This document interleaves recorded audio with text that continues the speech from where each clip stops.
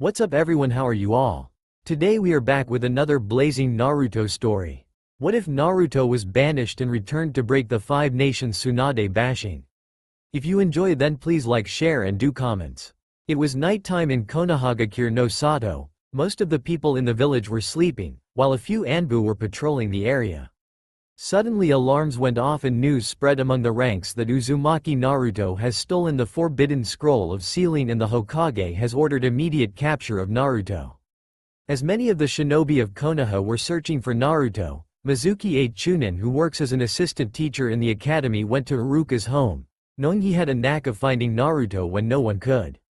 As Iruka opened the door to his house when someone knocked on it, he came face to face with Mizuki who had a panicked look on his face, and when asked why, Mizuki quickly told Iruka what has happened and both quickly went in different directions in search of Naruto. Meanwhile, deep in the forest surrounding Konoha we see one Uzumaki Naruto casually sitting with a large scroll on his lap waiting for someone. But there was a big change in Naruto who was sitting in the forest to the one the village was used to. First was the lack of horrendous orange jumpsuit that he is seen wearing. Instead he was wearing a black t-shirt with a red spiral on the back and black Anbu pants. Also there was no large stupid grin on his face, instead he had a blank look on his face which made reading him extremely difficult. But the biggest change was that instead of his usual goggles which he wore on his forehead, there was a black forehead protector with Konoha's symbol on it. Naruto had his eyes closed as he recalled how it all started. Flashback. A 7-year-old Naruto Uzumaki was practicing his aim by throwing practice shuriken and kunai at a target pole. His surrogate grandfather, who also was the Sandaime Hokage of Konoha, had promised him that he would be able to join the academy when he became 9 years old, so here he was preparing himself as much as he could for the academy. Unknown to him there were 2 groups who were watching him. One of 2 groups comprised of 2 shinobi belonging to the Anbu organization of Konoha. The first one was Neiko and the other was Raven, and both had personal reasons to ask for this assignment. Seeing villagers' hostility towards Naruto due to his burden, the Sandaime Hokage decided to assign Anbu to protect him from villagers if they ever got bold as to try to hurt him physically, while the other group comprised of 2 Konoha Chunin who had lost their parents in the Kyuubi rampage and were itching to teach the demon brat a lesson. The Anbu just assumed that the 2 Chunin were doing their usual round, hence didn't pay attention to them. Naruto decided that he has trained enough and made his way towards a waterfall he discovered, to spend time alone. The 2 teams followed them, but the Anbu decided to conceal their presence from both Naruto and the 2 Chunin. Once they all reached the waterfall, the 2 Chunin attacked Naruto, but Naruto was surprisingly able to dodge them, and when they saw his eyes they were shocked as they were not the usual blue but were red with 2 tomo in each eye. Before the 2 Chunin could make sense of how he had Sharingan, they were struck by the 2 Anbu. Neiko ne-chan, Raven ni-san, Naruto said as he ran towards the 2 Anbu and hugged them. What most of the people in Konoha didn't know except the Sandaime Hokage was that Naruto was being trained by both Neiko and Raven from the age of 6 when he activated his Sharingan while defending himself from a Chunin who attacked him due to his misplaced hatred. But before he could do any serious damage, both Raven and Neiko had rendered him unconscious while Naruto had collapsed, but not before showing his Sharingan to both the Anbu. The Chunin was made an example by the Hokage by executing him publicly, while it was decided by the Hokage that Naruto would be trained secretly by both Raven and Neiko in shinobi arts. During the year, both Raven and Neiko revealed their identities to Naruto as Shisui Uchiha and Yugao Azuki respectively. While Raven helped him with his Sharingan, Taijutsu and Genjutsu, Yugao taught him Kenjutsu and Ninjutsu. When Naruto asked them why many civilians looked him with hatred, all he got as an answer was that one day he would understand. Tragedy struck when Naruto was 8-year-old and the Uchiha clan was massacred by Itachi Uchiha. He remembered the week before the massacre when Shisui visited him and gave him a scroll with the promise that he would only open it after his death. When Naruto woke up the next day after crying himself to sleep, he discovered that when he channeled chakra to his eyes he noticed his Sharingan had evolved to its 3 tomo stage, but something told him to channel more chakra, and when he did it changed again. His iris had turned into that of a 6-pointed star while the appearance of a blooming flower surrounded it. Curious about his new form of Sharingan, he opened Shisui's letter hoping to find out more about his new eyes. Dear Naruto, if you are reading this, then I am most likely dead. I have written this scroll before embarking onto my latest mission. My latest mission is the most dangerous mission I have ever taken, but it is highly important for the safety of the village. Do not worry, Naruto. If I have passed on, I want you to move on. You have already awakened your Sharingan, and I know you will surpass everyone from our entire clan. You also have the same beliefs as the Shodai Hokage, the will of fire. You will not fall to the hatred that has consumed one too many Uchiha. My only regret is that I will not be able to see you, who I have come to see as my Autoto, become the most powerful Uchiha to grace the elemental nations. I want you to carry on my dream. I know that one day you will be the one who will liberate the Uchiha's curse of hatred. Autoto, I have taken my eyes and sealed it into a stable glass chamber filled with chakra containment liquid. The vial itself is in one of the compartments of this seal. If you should awaken the Mangekyo Sharingan, do not overuse it. Eventually you will go blind. The only way to gain the powers of this dujutsu is to implant new Mangekyo within your eyes. Do not worry, I have taken my two Sans eyes who also had the Mangekyo. Remember, if you do awaken the Mangekyo, you must implant them into your own eyes eventually. I have also packed a seal which would help with the transplant. The instructions on how to use it are in the scroll. Also, go to the Naka River and head a few miles east from the usual spot where we used to hang out. You will find a ruin of sorts surrounded by Shinto threads and strings. Stand by the edge of the ruins and perform these hand seals. Remember, it can't done without the Sharingan, and the person who enters it must be an Uchiha. Tatsu, Nei, Tori, Mi, Inu, Tatsu, Uma, Ushi, Uma, Yu, Saru, Hitsuji, Tora, Mi. These are the hand seals for the secret entrance to the Uchiha Stone Tablet Chamber. I want you to go there and read it. It will explain a lot about the Uchiha clan ancestry and the Sharingan's abilities itself. Remember, Autoto, do not fall to the arrogance and hatred that has tainted our clan, for so if you find this delivered to you by not me, you can figure it was Yugao. She also looks at you like her little brother. I want you to know this, Autoto. I love you. Stay safe and grow up to be the fine shinobi I know you will be. Your brother Shisui. Naruto was crying freely. Sometime he wiped his tears and promised himself to never fall to the curse of hatred. He sealed the letter again along with Shisui's eyes and the seal meant to help in the transplant. After a week he decided to check out the Uchiha Stone Tablet Chamber. Walking towards its location, he found the Shinto boundary and saw the cavern that was digging itself below into the ground. He stood in front of the cavern and activated his Sharingan and looked around carefully for anyone. Seeing that there was no chakra signature, he took a moment to consider his next course of action. He decided to enter the shrine. There he saw the Uchiha Stone Tablet Chamber, which was mentioned by Shisui in his letter. At first he was not able to read its contents, and then he activated his Sharingan and saw that he could now understand what was written on the tablet. The first contents of the stone tablets had contained general notes of the Sharingan. Its functions and abilities to copy any technique down to the last detail and make a perfect copy, but had failed to mention the fact that there was no guarantee the copied technique would be as powerful as the original technique it was derived from. Shisui had explained this to him, while training also contained information on the maturity of the Sharingan, stating the minute each Sharingan I obtained 3 tomo the Sharingan had been perfected. The next content was the details on the life Madara Uchiha, how he played a huge part during the Warring Clan era, mostly fighting against the Senju clan leader, Hashirama Senju. Later he assisted his rival in creation of Konoha but lost to Hashirama for the title of first Hokage even with the help of Kyuubi. He couldn't read any further, so he activated his Mangekyo Sharingan, which stung a bit, making him realize that he was not powerful enough to wield them. It also mentioned the ability of Mangekyo Sharingan's ability to control a tailed beast. While mentioning that the overuse of Mangekyo Sharingan would cause eventual blindness and the only way to escape it was to take another Mangekyo and transplant it. When Naruto was 10 years old, he had figured out his Mangekyo's ability as it came automatically to him. He had Amaterasu, Heavenly Illumination, in his right eye and Tsukuyomi, Moon Reader, in his left eye.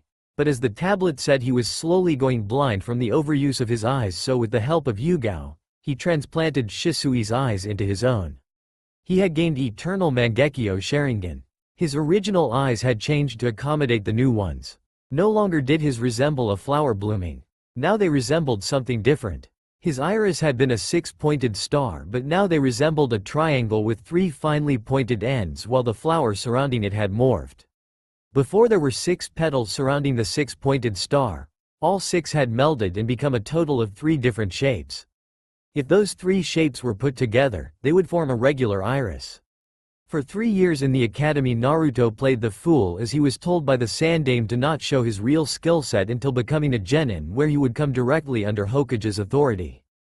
Flashback end. Now here he was waiting for Mizuki. Earlier that day, Ruka and Mizuki had failed him due to his incapability of performing the clone technique, but he had sensed a genjutsu being performed on him by Mizuki but did not dispel it as it would look suspicious. Later that day, when he was about to go to Sandaime about this but was approached by Mizuki to pass an alternate exam by stealing the forbidden scroll of sealing. After getting the details from Mizuki, Naruto went straight to Sandaime and told him everything, where the Sandaime decided to give this Naruto as a mission to capture the traitor with proof. So here he was waiting for the traitor with a fake forbidden scroll of sealing. Suddenly he sensed a chakra signature approaching him, which he recognized as Iruka's. "Naruto, what the hell were you thinking stealing the forbidden scroll of sealing? And what happened to your clothes?" Iruka shouted, seeing Naruto in a completely different attire and with a calm expression on his face. Naruto, not wanting to put Iruka in any danger, put him in a sleep genjutsu through his Sharingan and hid him behind one of the trees. After a few minutes, Mizuki came with a large Fuma shuriken on his back. "Mizuki, for trying to make an academy student steal the forbidden scroll of sealing, you have committed treason and hence are arrested for your crimes. Surrender peacefully," Naruto said in a cold tone, unlike the usual happy tone he used. Mizuki just stared at him and then started laughing maniacally. "And you would be the one to arrest me? You don't even know the truth about yourself," Mizuki said. Naruto didn't let it show on his face, but he was intrigued by what Mizuki was talking about, but he knew now was not the time. Hence he just disappeared while Mizuki was laughing and reappeared behind him using body flicker technique and knocked him off. After that he woke Iruka up and told him to call the Anbu and said that all would be explained in the Hokage's office. Once both Naruto and Iruka had reached Hokage's office, the Sandaime explained everything to Iruka about Naruto's training by 2 Anbu while not telling him about their identities, while also telling him why Naruto behaved like he behaved in the academy. Naruto then asked about the truth that Mizuki was talking about during their conversation, to which Sandaime replied that he would tell him when he came for his ninja registration next week. Sandaime also gave him his pay for the B-rank mission he completed. A week later, Naruto was wearing his new clothes consisting of a blue half-sleeved t-shirt and black pants. He had shuriken pouches tied on both his shoulders while a kunai holster pouches were strapped onto his right thigh. Said costume would have cost him a fortune had he not gone with the Sandaime. While he bought most of his things under the use of henge, the Sandaime insisted that he would go with him to buy him clothes as a gift for the start of his shinobi career. As he was making his way towards Hokage's tower to submit his ninja registration documents, he was greeted by Sarutobi himself outside of the tower, because Sarutobi never had his meetings outside his office, let alone his tower. It was also the way Sarutobi looked at him. He was sure he saw pity and guilt in those old eyes. Then afterwards he was directly taken to the Hokage's office with Sarutobi telling him that he would take care of it while he took his documents. Sarutobi also apologized for what was about to transpire, although the 12-year-old didn't know what to make of that.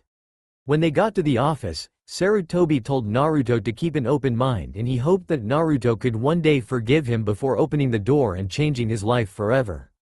When he walked into the office, he was greeted with the view of the Yondaime, the Yellow Flash, his true hero, sitting in the seat that would originally be Sarutobi's place. There was a woman with him too, with long red hair and 2 kids at her side. The first was a girl looked no older than 3 years old and had short red hair like the woman. The other looked about his age and had a lot of similar physical qualities that matched his Oiroke no Jutsu. He was surprised to see his hero alive and well. But what happened next shattered his image in the Yondaime. "Ah, Naruto, I'm glad you're here," Minato said with that foxy grin that Naruto couldn't help but compare to his own. "Look at you, so handsome already. You have your father's looks all right," the redhead woman gushed. "Father?" Naruto registered that word pretty quickly because as far as he knew he was an orphan and his parents died. That's right, son. I told you he'd take after me, didn't I, Kushina? Minato said, looking at his wife.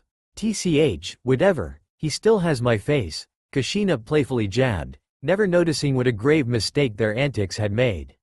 Naruto, I'm sure you're familiar with the Yondaime Hokage, and this is Kushina Uzumaki Namikaze.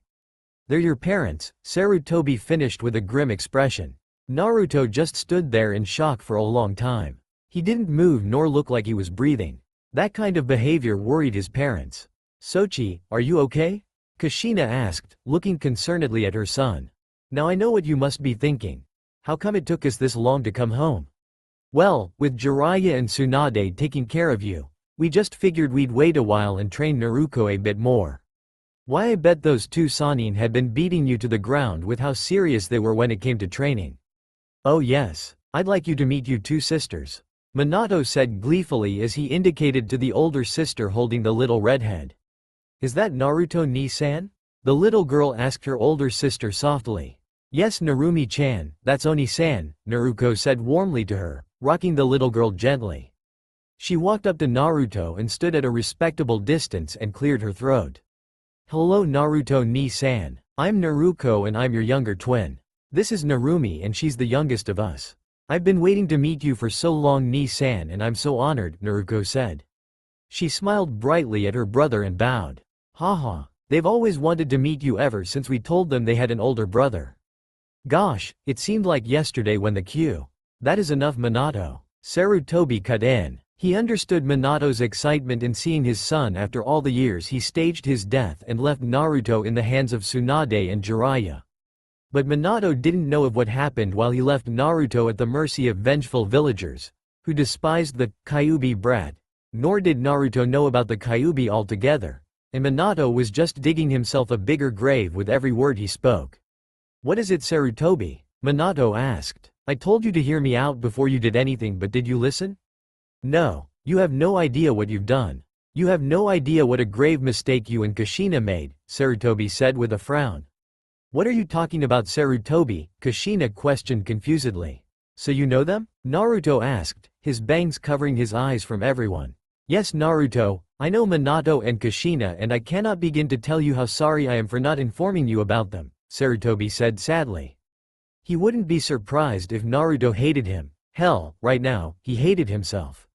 He only knew about Minato and Kushina's disappearance after the Kyuubi attacked. He found a letter stating that Minato had trusted Jiraiya and Tsunade to look after their child together since they were both the child's godparents. They would train Naruto on controlling the Kyuubi's chakra, under the knowledge that Naruto only had the soul. Minato sealed a part of the Kyuubi in both children, but it didn't work out that way. He couldn't say anything because it was an S-rank secret, sweetie, Kushina cooed. And I'm sure you know all about that since you're in the Ninja Academy, if what I read is correct, Minato said, looking at a paper with a proud smile. Minato, we really need to talk. These are not happy times and I'm sorry to say that things didn't go the way you hoped all those years ago. Sarutobi said, staring down at Naruto in sadness. Am I free to go, Sarutobi-sama? Naruto asked emotionlessly. But Sochi. Yes, you're free to go Naruto and I'm sorry, Sarutobi said, ignoring the furious look Kushina sent his way as Naruto left the office. After that Naruto just locked himself in his apartment and as added protection sealed his home with the most powerful security seal he knew. He ignored the pleas of the villagers who were apologizing to him. On one hand he was happy to know the identity of his parents, but that happiness was only there for a second before it turned into anger the next moment as his own parents had left him, abandoned him in a village that hated his guts just for a stupid reason. Sarutobi had told him that his father, to which he replied that the man isn't his father, so Sarutobi with regret in his eyes continued, that the Yondaime had sealed the soul of Kyuubi into him while sealing the chakra into Naruto, while explaining to him that he left him in the village under the care of his godparents, Jiraiya and Tsunade of the Sannin, but both of them left for reasons unknown to him, the next day when he came to visit. He listened to everything and just said to leave him alone. He just couldn't stay mad at Sarutobi for too long. The old man had been there for him, while he also had lied to him. He had done so to protect him. As for his godparents who had both broken his parents' trust and abandoned him, if he ever met them, he would tell them just how much of a failure are they as opposed to how the history books portray them. Now came onto the part of his parents. He decided to be indifferent to them and treat them as he would treat any stranger. He knew he felt hatred in his heart towards his parents, but he had promised Shisui he would overcome the curse of hatred. Word got around about the Yondaime's return and the village celebrated in the honor of their hero. Even after it was revealed he faked his own death. But the celebrations were short-term as Minato expressed his disappointment and fury for what they did to his own flesh and blood. A lot of villagers were confused on that, but Minato soon cleared that up with the shocking declaration of Naruto being his son. Kushina went on a rampage, beating and sending anyone who ever treated her son badly. It got so bad that she was restrained and put to house arrest by Minato himself.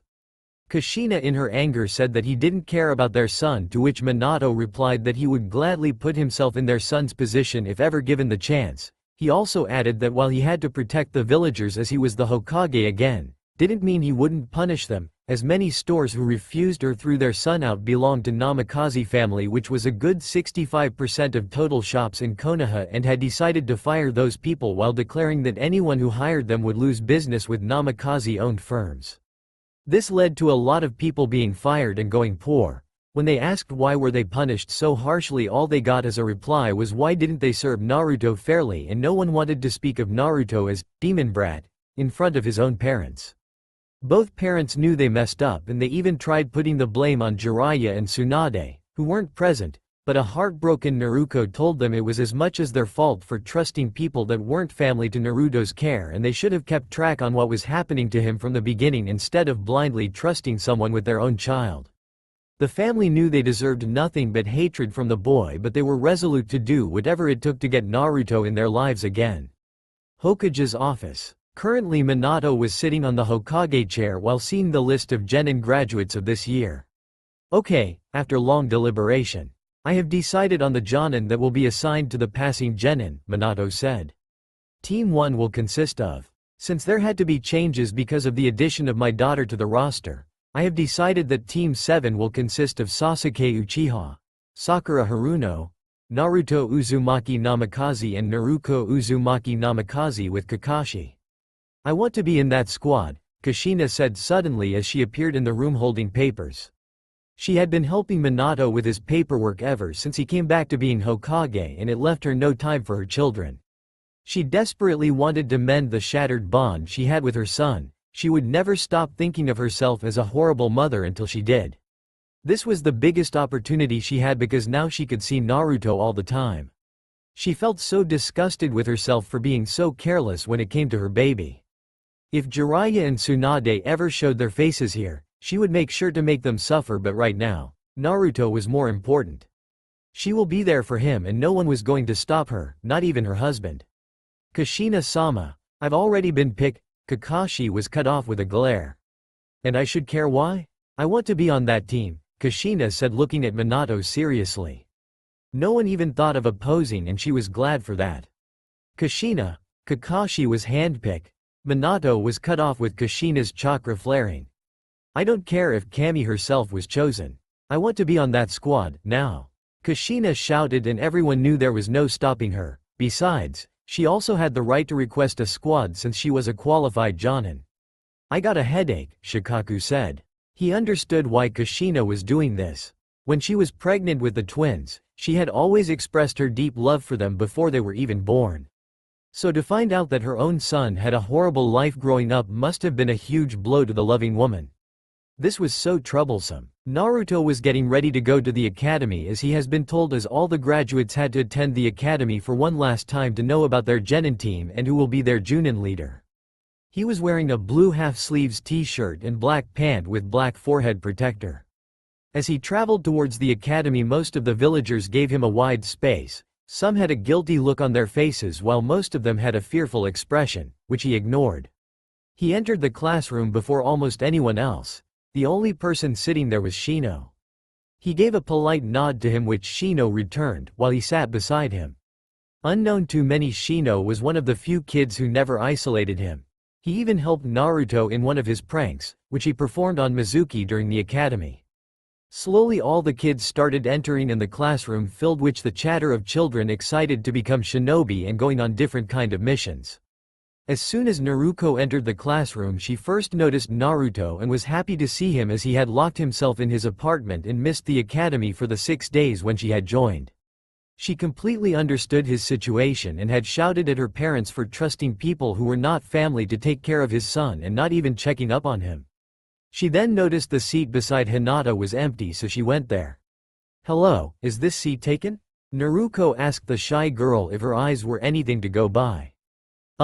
No," Hinata stuttered and looked away. "Hey, Naruto, come sit with us," Ino shouted. Naruto made no indication she even heard Ino. She knew all their names because her father had told her on the possible candidates of people who she will most likely be teamed up with, and she hoped it wasn't one of them. She had been in the academy for 6 days, in which Naruto was absent, and she had a definitive picture on who acts like what here. She knew their kind, fangirls. She hated girls who disgraced themselves as kunoichi just for an idiot's attention, that idiot being Sasuke Uchiha. Sasuke Uchiha, she only had one word for him: bastard. He was an egotistical attention seeker, who relished in the spotlight and loved to show off.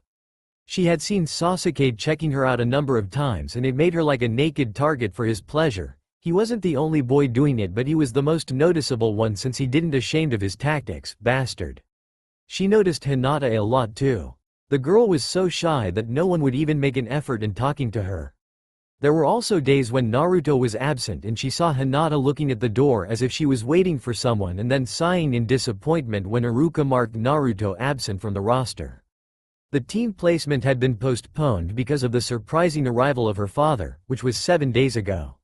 Waiting for Iruka-sensei, Naruto made friends with Hinata, to which Hinata was very enthusiastic about. But Naruto just assumed that it was because she never had any friend because of her shy nature. As for Hinata, she was on cloud 9 for making her first friend, as no one else could stand her shy nature, but also because it was her crush's sister. When Kiba entered the class, he noticed Naruto. While he didn't have any problem with Naruto, but seeing he here surprised him because as far he knew Naruto didn't pass the exam. "Hey Naruto, what are you doing here? Didn't you fail the exam, and what's with the new look?" Kiba said. "Kiba, I was given a secret mission by Sandaime Hokage, which upon completion earned me my headband, and as for new look, well, I will be starting my shinobi career, so I thought a change was in order," Naruto replied calmly. "Secret mission? More like Hokage giving you special treatment," Kiba sneered, which made Naruto extremely angry, so much so that he started leaking killer intent. But as soon as he started, he reined his anger, recalling his training with both Yugao and Shisui on not to show his anger and always think with clear head. Flashback. Naruto was sparring with Yugao but was not able to land even a punch, and it was making him angry each moment. Yugao, seeing Naruto's anger, called the spar to stop. "Naruto, you need to calm down during the spar, even if you are losing. An angry mind is always a clouded one and can be tricked easily, which makes you vulnerable to an opponent. But keeping a calm mind would help you find solution to any problem," Yugao lectured, and Naruto nodded at those wise words. Flashback end. "If you don't believe me, Kiba, then you can ask Iruka-sensei, as he was informed of the mission by the Sandaime Hokage," Naruto replied. All the commotion died down as Iruka entered the class and started taking roll call. He was really sad when Naruto replied in an emotionless tone, as according to him it didn't suit him. Even if he knew about his idiot mask, the real Naruto was also a happy-go-lucky guy, but ever since the revelation of his parents' abandonment of him, Naruto had adopted an emotionless mask. As Iruka thought of Naruto's parents, it made his blood boil. How someone could leave their own child like that, and their blood. It was inexcusable. They didn't have a right to call themselves parents after that. After that, someone asked where Mizuki was, so Iruka replied in a proud tone. Mizuki was discovered as a traitor of the leaf and was caught by Genin Uzumaki Naruto. While looking at Naruto with pride, and it left everyone in surprise. Especially Kiba, as this meant that Naruto was telling truth, and on the top of that he had beaten a Chunin. Okay, now, Team 1 will consist of, Team 8 will consist of Hinata Hyuga, Shino Aburame and Kiba Inuzuka. Your sensei will be Yuhi Kurenai. We are not in the same team, Hinata said in sadness to Naruto. It's okay. We just have to make sure we keep in contact, right? Naruto replied with a smile.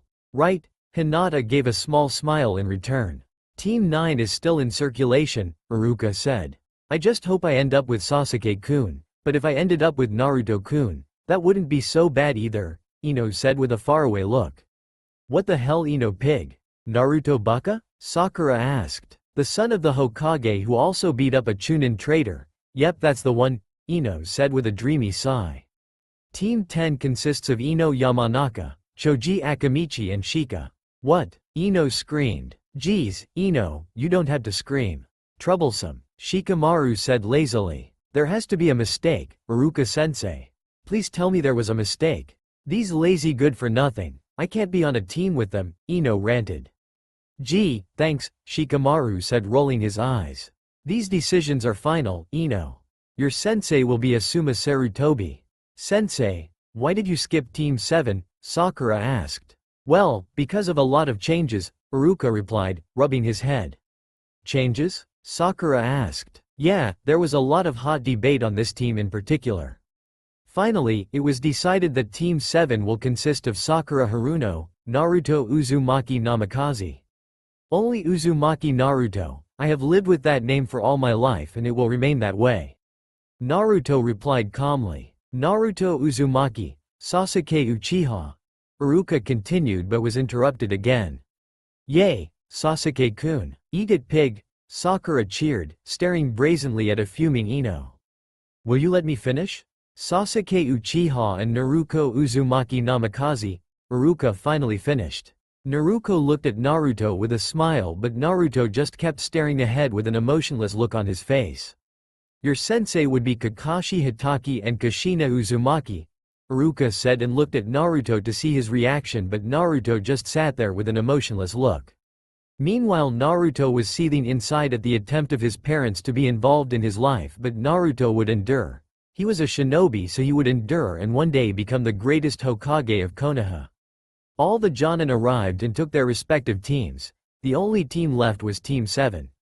Naruto just sat there, his face devoid of any expression, while Naruto kept sending his nervous glances trying to muster up the courage to talk to him. Sakura on the other hand kept trying to get Sasuke's attention while Sasuke kept ignoring him. Finally the door opened and walked in a cheerful Kushina Uzumaki Namikaze. Hey guys, I want all of you to meet me at the roof, Kushina said, while receiving a smile from Naruto and Sakura. Sasuke looked at her with a calculative gaze as if deciding whether she was worth his time and would help him make him strong enough to kill him, while Naruto just looked at her with an expressionless look. She then shushed out the room. They all made their way to the roof and saw Kushina and Kakashi waiting for them. Yo, Kakashi greeted with a wave while his visible eye took U-shape as if smiling. Okay, sit down everyone. Today we will get to know each other, Kushina said as children sat down. We want you guys to introduce yourselves, Kakashi said. Shouldn't you guys introduce yourselves first, so we know how to? Sakura suggested and then looked at Sasuke who was looking at Naruto. Okay then I'll start. My name is Kakashi Hitaki. My likes do not concern you, my dislikes are none of your business and as for my hobbies they're classified, Kakashi said while giving an eye smile at end and received passive looks from everyone.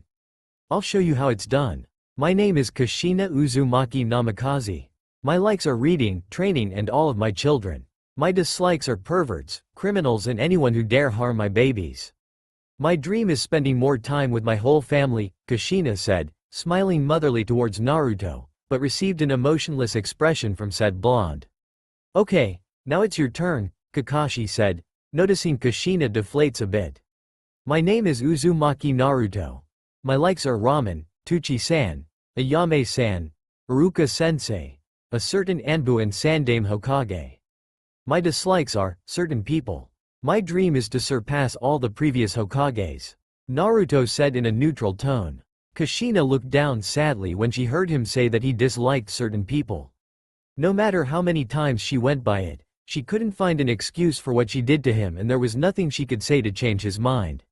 She wouldn't give up, though. She would work until her last breath to earn his forgiveness and having him in her team would at least allow her a start. My name is Sasuke Uchiha. My likes and dislike are none of your business in my dream. No. My goal is to kill a certain someone and revive my clan. He said, the last one staring shamelessly at Naruto, which didn't go unnoticed by the mother, who gave a disapproving frown. My name is Naruto Uzumaki Namikaze. My likes are Tsunade, Ka-san, Narumi-chan and Ni-san. My dislikes are Uchiha Yuru's.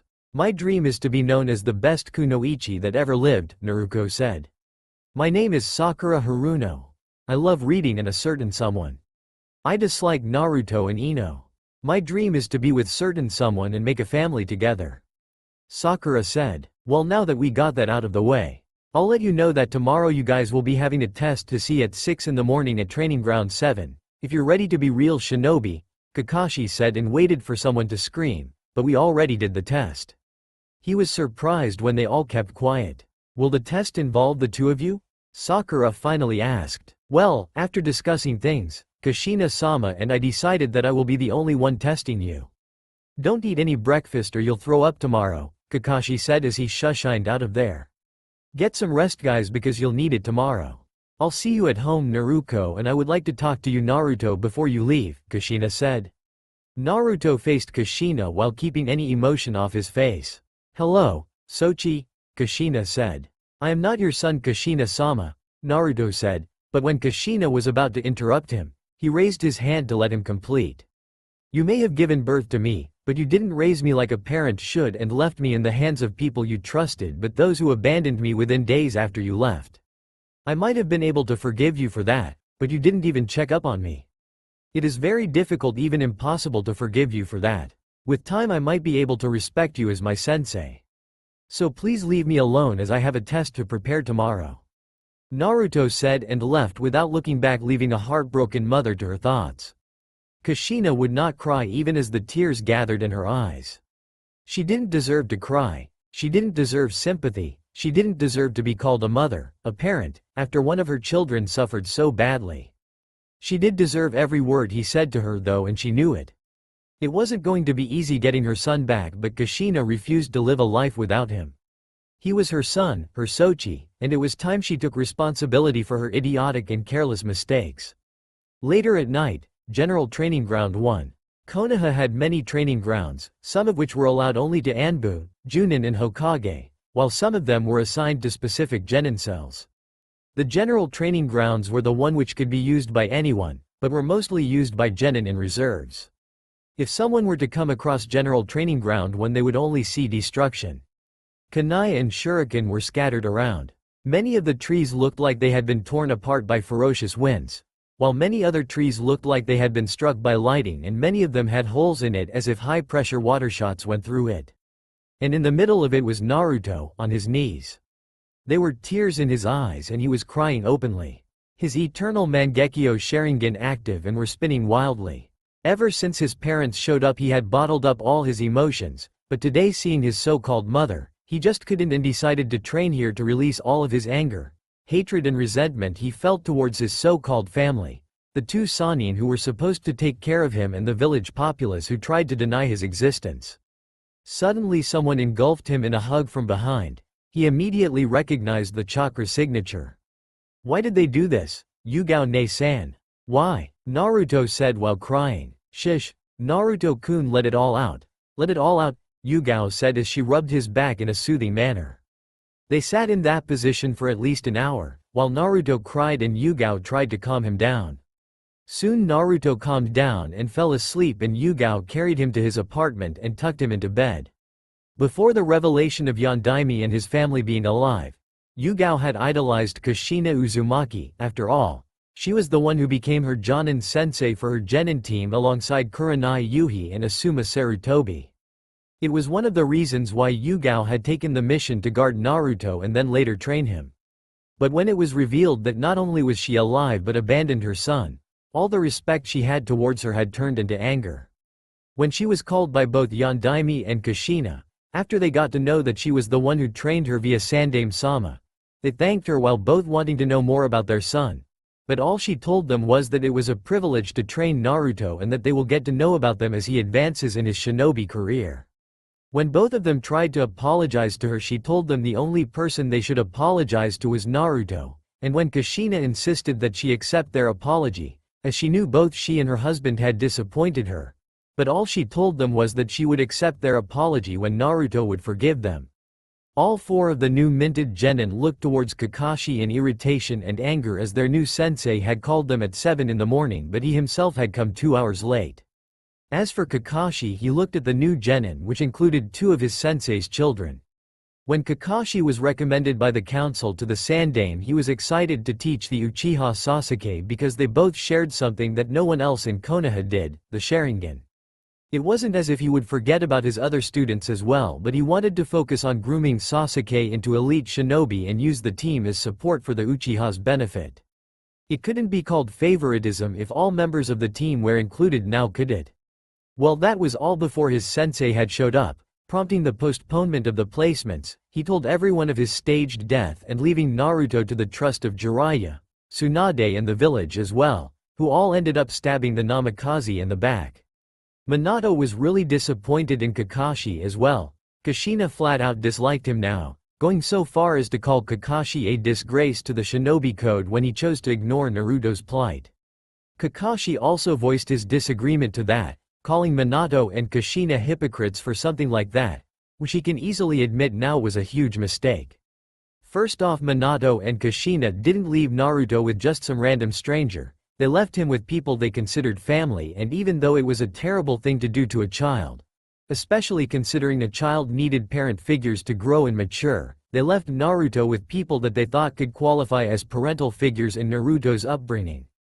Kakashi could see it. Naruto, grown and trained by the 2 legendary Sannin, that would be every child's and parent's dream, and he could see why Minato and Kushina would choose not to visit until now, since Naruto would be safe with Tsunade and Jiraiya, teaching him their skills and techniques, grooming him to be a legendary prodigy, telling him about his parents since the S-rank secret didn't apply to them, but the 2 Sannin just left the kid high and dry, without a care in the world, and Kakashi was only left with questions.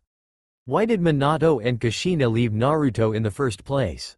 Why did Jiraiya and Tsunade leave the kid as well? He already knew it couldn't be revealed to anyone of who Naruto's parents were, because that would put Naruto in greater danger with people who might hate Minato taking their anger out on Naruto. So why leave him? Kakashi couldn't come up with anything. Kakashi could easily see that Sakura, Sasuke and Naruto were irritated and angry at him. He was also sure that all 3 of them had taken his advice and didn't eat breakfast, but when he looked at Naruto, he was met with an unreadable expression, not giving anything away. Okay then, I will tell you about your test, so you better pay attention right now, Kakashi said, gaining attention of his future students. Right now, it is about 8 in the morning, so you have 4 hours till noon, Kakashi said as he pulled out a small table clock along with 3 large-sized bento boxes and placed them on one of the wooden tree stumps that people usually used for taijutsu or target practice. I have fixed the alarm on this clock at noon. Your job is to get these bells from me. You have till noon to get these bells from me. The person who doesn't get a bell will be tied to the stump and won't be given any lunch. Any questions? Kakashi said. He held up 3 silver bells the size of large marbles, and had a string going through loops of each of them, and tied them to the lower right corner of his flak jacket. Sensei, there are only 3 bells and 4 of us, so what happened to the person who does not get a bell? Sakura asked. That person fails anything else? Kakashi said as he looked towards his students, but none of them appeared to have any questions. Ready? Kakashi said as all of them vanished from sight. Well, they seem to know how to hide at least, Kakashi said as he pulled out an orange book and started reading it. With Naruto. Naruto had immediately recognized the test as soon as Kakashi had taken out the bells, that it was the bell test first used by Tobirama Senju on his 3 students, and this tradition was continued by Hiruzen Sarutobi, who used it on the future 3 Sannin. While Naruto didn't want to work with any of his teammates, he also knew that the only way to pass the exam was to work with his teammates, hence he sought to find his teammates. Suddenly Naruto heard a girly scream which came from his left, as he went to check it and saw Kakashi standing beside an unconscious Sakura. I didn't think I went that hard on her as I only used Megan Narukumi no Jutsu, Kakashi said, and then went off in a different direction. Seeing this, Naruto decided that Sakura would only hinder him, and decided to go search for someone else. As he was about to go, he saw Sasuke throw some kunai and shuriken from behind a tree, which Kakashi dodged using Kawarimi no Jutsu. Seeing this, Sasuke engaged Kakashi in a fierce taijutsu match in whom it seemed Sasuke was able to push Kakashi back, but if a person carefully saw the match would realize that Kakashi was only playing with him. But Kakashi quickly realized that Sasuke wasn't just attacking him but trying to get close to him so that he could grab one of the bells. As Sasuke was about to grab one of the bells, Kakashi quickly jumped away. Well, now that was close, this kid is fierce, I won't be able to read Icha Paradise, Kakashi thought. Sasuke, seeing that he was able to touch one of the bells, filled him with confidence. As such, he decided to take up a notch and started doing some hand seals and cried out, Kaden. Gokaku no Jutsu, fire style. Grand fireball technique, expelling a massive orb of roaring flame from his mouth, surprising Kakashi as most genin did not have enough chakra to do a C-rank fire ninjutsu level technique. As the technique hit Kakashi, Sasuke quickly ran over to him as the flames died to get the bells, but when he reached, Kakashi was nowhere to be found. Where did he go? Behind me, above, Sasuke thought as he looked around for Kakashi. Beneath you, Kakashi said as he grabbed Sasuke's right leg from underground. Doden.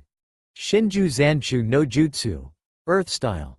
Double suicide decapitation technique, Kakashi said as he pulled Sasuke underground in a way that only his head was visible above ground. After Kakashi came out of the ground and kneeled down at Sasuke, who was glaring at him in anger at being humiliated in such a way. Well, Sasuke, I will admit you have talent, but you are still not quite at my level and have a long way to go, said Kakashi, and went on his way to search for his other two students while leaving Sasuke there only.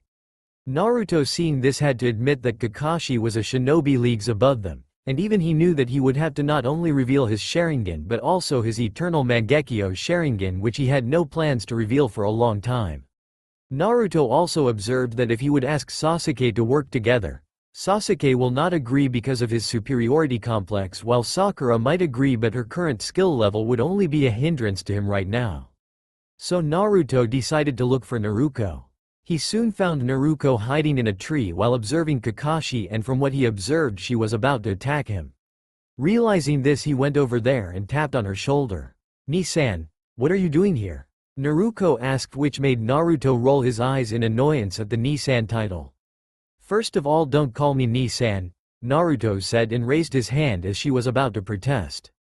Second of all, I have figured out the real meaning behind this test, as this was the same test which Naidame Hokage, Tobirama Senju, used to test his genin team, which included Sandame Hokage, Hiruzen Sarutobi, who later on used the same test on his team, which became the future Sannin, Naruto said, and was about to continue to reveal the real meaning of this test.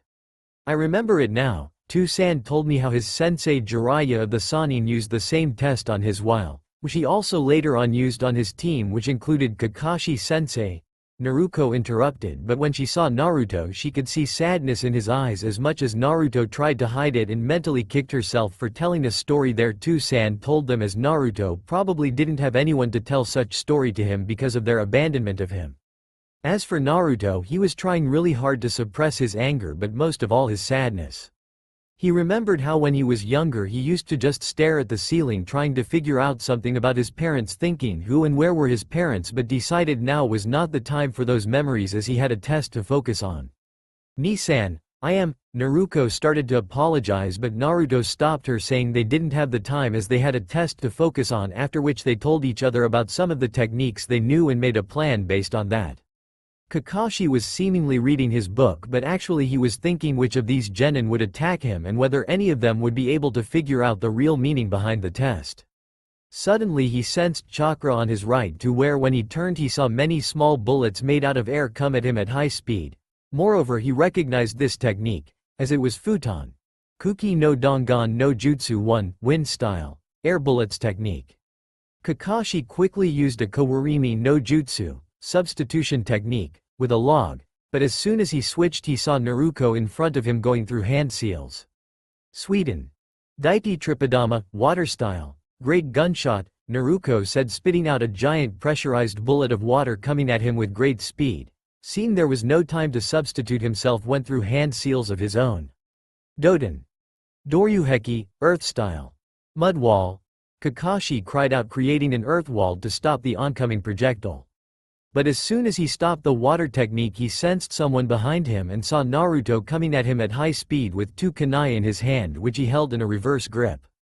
Kakashi was surprised by this, as he recognized this taijutsu style as his sensei's the hummingbird taijutsu style. Kakashi quickly engaged Naruto in a fierce taijutsu match, in which, much to his surprise, Naruto joined in as well, using a style which he recognized as Kushina's personal taijutsu style.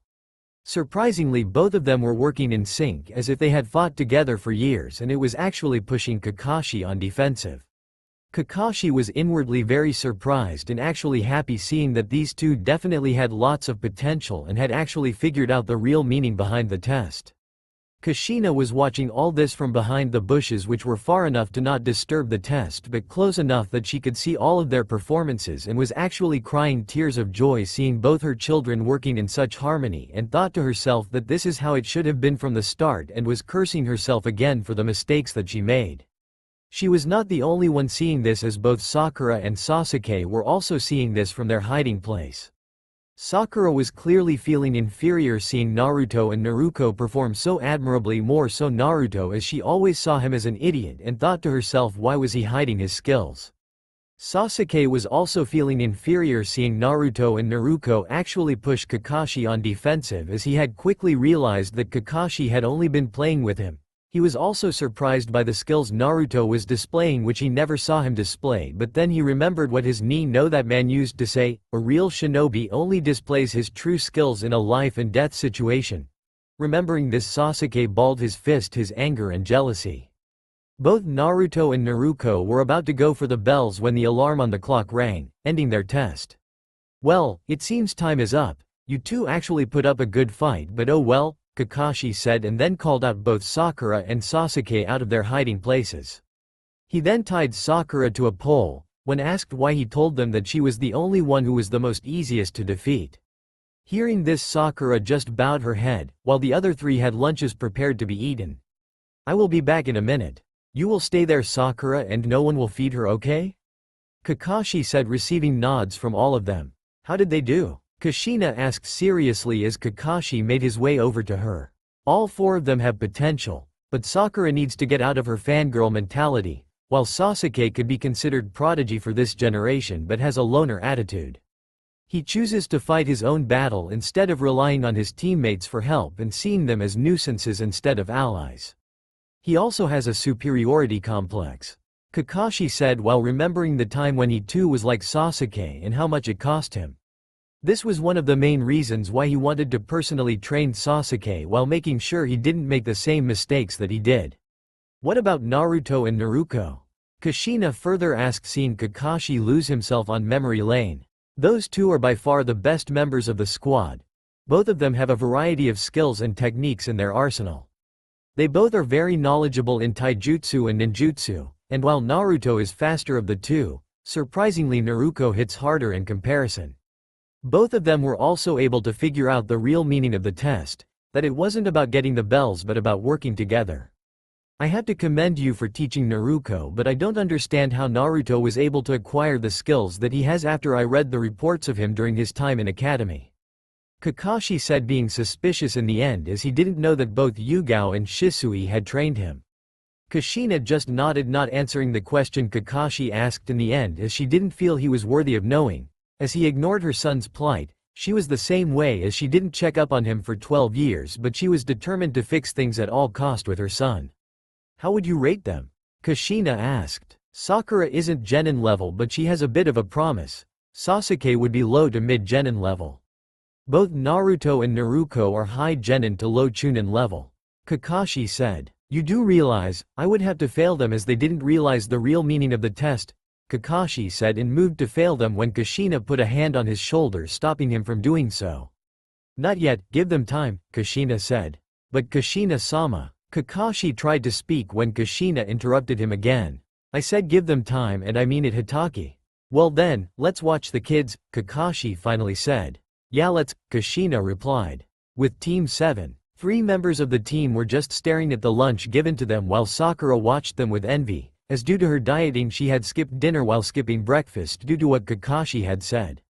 Suddenly Naruto put his lunch in front of her while he moved to cut her ropes with a kunai. Why are you doing this, Naruto? You could be punished by Kakashi-sensei for this, Sakura said. We need all of the members of this team in full strength as the test is not about getting the bells but about teamwork. We cannot defeat Kakashi-sensei alone, but together we have a fighting chance, as you both would have seen how I and Naruto did, Naruto said as he moved to cut the ropes but was interrupted by a scoff from Sasuke. I don't need anyone's help. I will take the bells from Kakashi on my own, Sasuke said. Like on your first attempt, at least Ni-san and I were able to make Kakashi take us seriously, Teme, Naruto countered. I don't care whether you believe me or not, but this test is about teamwork, Naruto said. I believe you, Ni-san, Naruto said, giving him a smile. I believe it too, Sasuke said suddenly, but he really didn't. He was only saying that because he wanted Naruto and would not stop until he got here. She was the only girl that he ever met who were both powerful and beautiful. I believe you too, Sakura added, but only because Sasuke said so. Okay then, you can have my food, Sakura, Naruto said, and as she was about to interrupt him. Don't worry about me. I will just have one of the food pills I carry, Naruto finished. No, Ni-san, we all have plenty of food which we can share, Naruto said while Sasuke just nodded. With Kushina and Kakashi. Well, I will be. Your son is really something, Kushina-sama, Kakashi said. Yes, he is, Kushina said with tears of regret in her eyes. Well, might as well give them the good news, Kakashi said and schooled his face into mock anger. As all four of them were about to start, Kakashi suddenly appeared out of nowhere with lighting flashing in the background, making all of them really scared. You pass, Kakashi said, resulting in all of them face faulting. When they all composed themselves, Kakashi further added. In the shinobi world, those who break the rules are called trash, and that is true, but those who abandon their comrades are even worse than trash, Kakashi said. And thus started the journey of Team 7. Council Chambers. The Council of Konoha consisted of the three shinobi elders Utatane Kaharu, Mitokado Homura and Shimura Danzo, who also used to head the root Anbu before the Sandaime Hokage. Hiruzen Sarutobi ordered it to be disbanded after the Uchiha massacre. The council also consisted of various clan heads representing their respective clans, while some of the wealthy and prominent civilians were also members of the Konoha Council. The Konoha Council was created by the Nidaime Hokage, Tobirama Senju. The idea behind it was to keep a check on the power of the Hokage while giving the various different factions in Konoha a voice in the governance of the Konoha. While the council didn't have any authoritative power, they were there to make sure that all the decisions of Hokage were in the best interest of Konoha. The council could only get authoritative power during war, and that too at the discretion of the Hokage. During the Third Shinobi World War, the Sandaime gave the council some authoritative power to deal with the day-to-day dealings of the village as he was busy with the war. But after the war was over, the Sandaime took the power back before giving the hat to Minato Namikaze. Many members of the council did not like it as they had gotten used to the power. So during the aftermath of the Kyuubi attack, when the Yondaime faked his death, the council quickly passed some laws that gave them back the power they had during the war, as the Sandaime was busy dealing with the aftermath. Minato knew the only way to take back the power and disband the civilian council was with the help of the Fire Daimyo, but even then the feudal lord of Fire Country would need a valid reason and concrete proof to support the disbandment of the civilian council and the various other changes he wanted to implement. So for the last few days, Minato, with the help of the Anbu agents, has been investigating the different dealings of the council, and the finding made him see red. Decreasing the funding of the academy and redirecting it to their own pockets. Pilfering funds from the village treasury to their own pockets in the name of different projects that have not shown any progress in years. When Minato asked the Sandaime about it, he said that the civilian council was working with the shinobi elders to dodge investigation while the Sandaime had to protect Naruto from Danzo. Minato also asked Hiruzen that why didn't he contact him and Kushina after both Jiraiya and Tsunade had abandoned Naruto, to which the former Sandaime replied that the other shinobi villages were closely monitoring Konoha for any weakness and that any message sent by him could be intercepted by them. There was also the possibility of Danzo and his allies intercepting the message, which they would use as an advantage to make his son their weapon. Minato also found out that all of the clan heads ignored his son's plight when they claimed to be his and Kushina's friends before they faked their deaths. Kushina was also demanding him to do something about the council, and he was more than happy to oblige. As all of the members of council came and took their seats, all of them noticed the serious expression on Minato's face. "Welcome council members," Minato greeted. "Why have you called this meeting, Minato?" Koharu Utatane asked. "You will address me as Hokage-sama Elder-san, and that goes for all of the council members," Minato said in a cold tone, sending a shiver down everyone's spine. This was different from the Minato they all knew. "May I ask what this meeting has been called for, Hokage-sama?" Shikaku asked. "I am glad you asked, Shikaku. From today onwards there will be a lot of changes in the governance of Konoha," Minato said. "Like what?" Choza asked. "As of this moment the civilian council has been disbanded," Minato said. There was uproar by the members of the civilian council, which was to be expected, but the shinobi elders also voiced their disagreement. It all stopped when Minato released his ki, silencing everyone. "An investigation was carried on by me and I found out that there were many discrepancies in the accounts of the Konoha treasury. After discussing this with the fire daimyo, it has been decided that the civilian council will be disbanded and all of them were to be arrested for interrogation to fully comprehend the limit of the corruption. If found guilty, all of their assets will be seized and they will be sent to prison according to the severity of their crime," Minato said, and as soon as he finished, Anbu showed up and arrested the civilian council members despite their vocal protest. After the civilian council members were taken by the Anbu, Minato turned his attention towards the rest of the members of the council. There will be an independent audit of accounts of all of the members of the council and various clans of Konoha to see if there is any corruption. Minato continued but was interrupted by the protest of shinobi elders and the clan heads. Minato again released his ki to silence them up.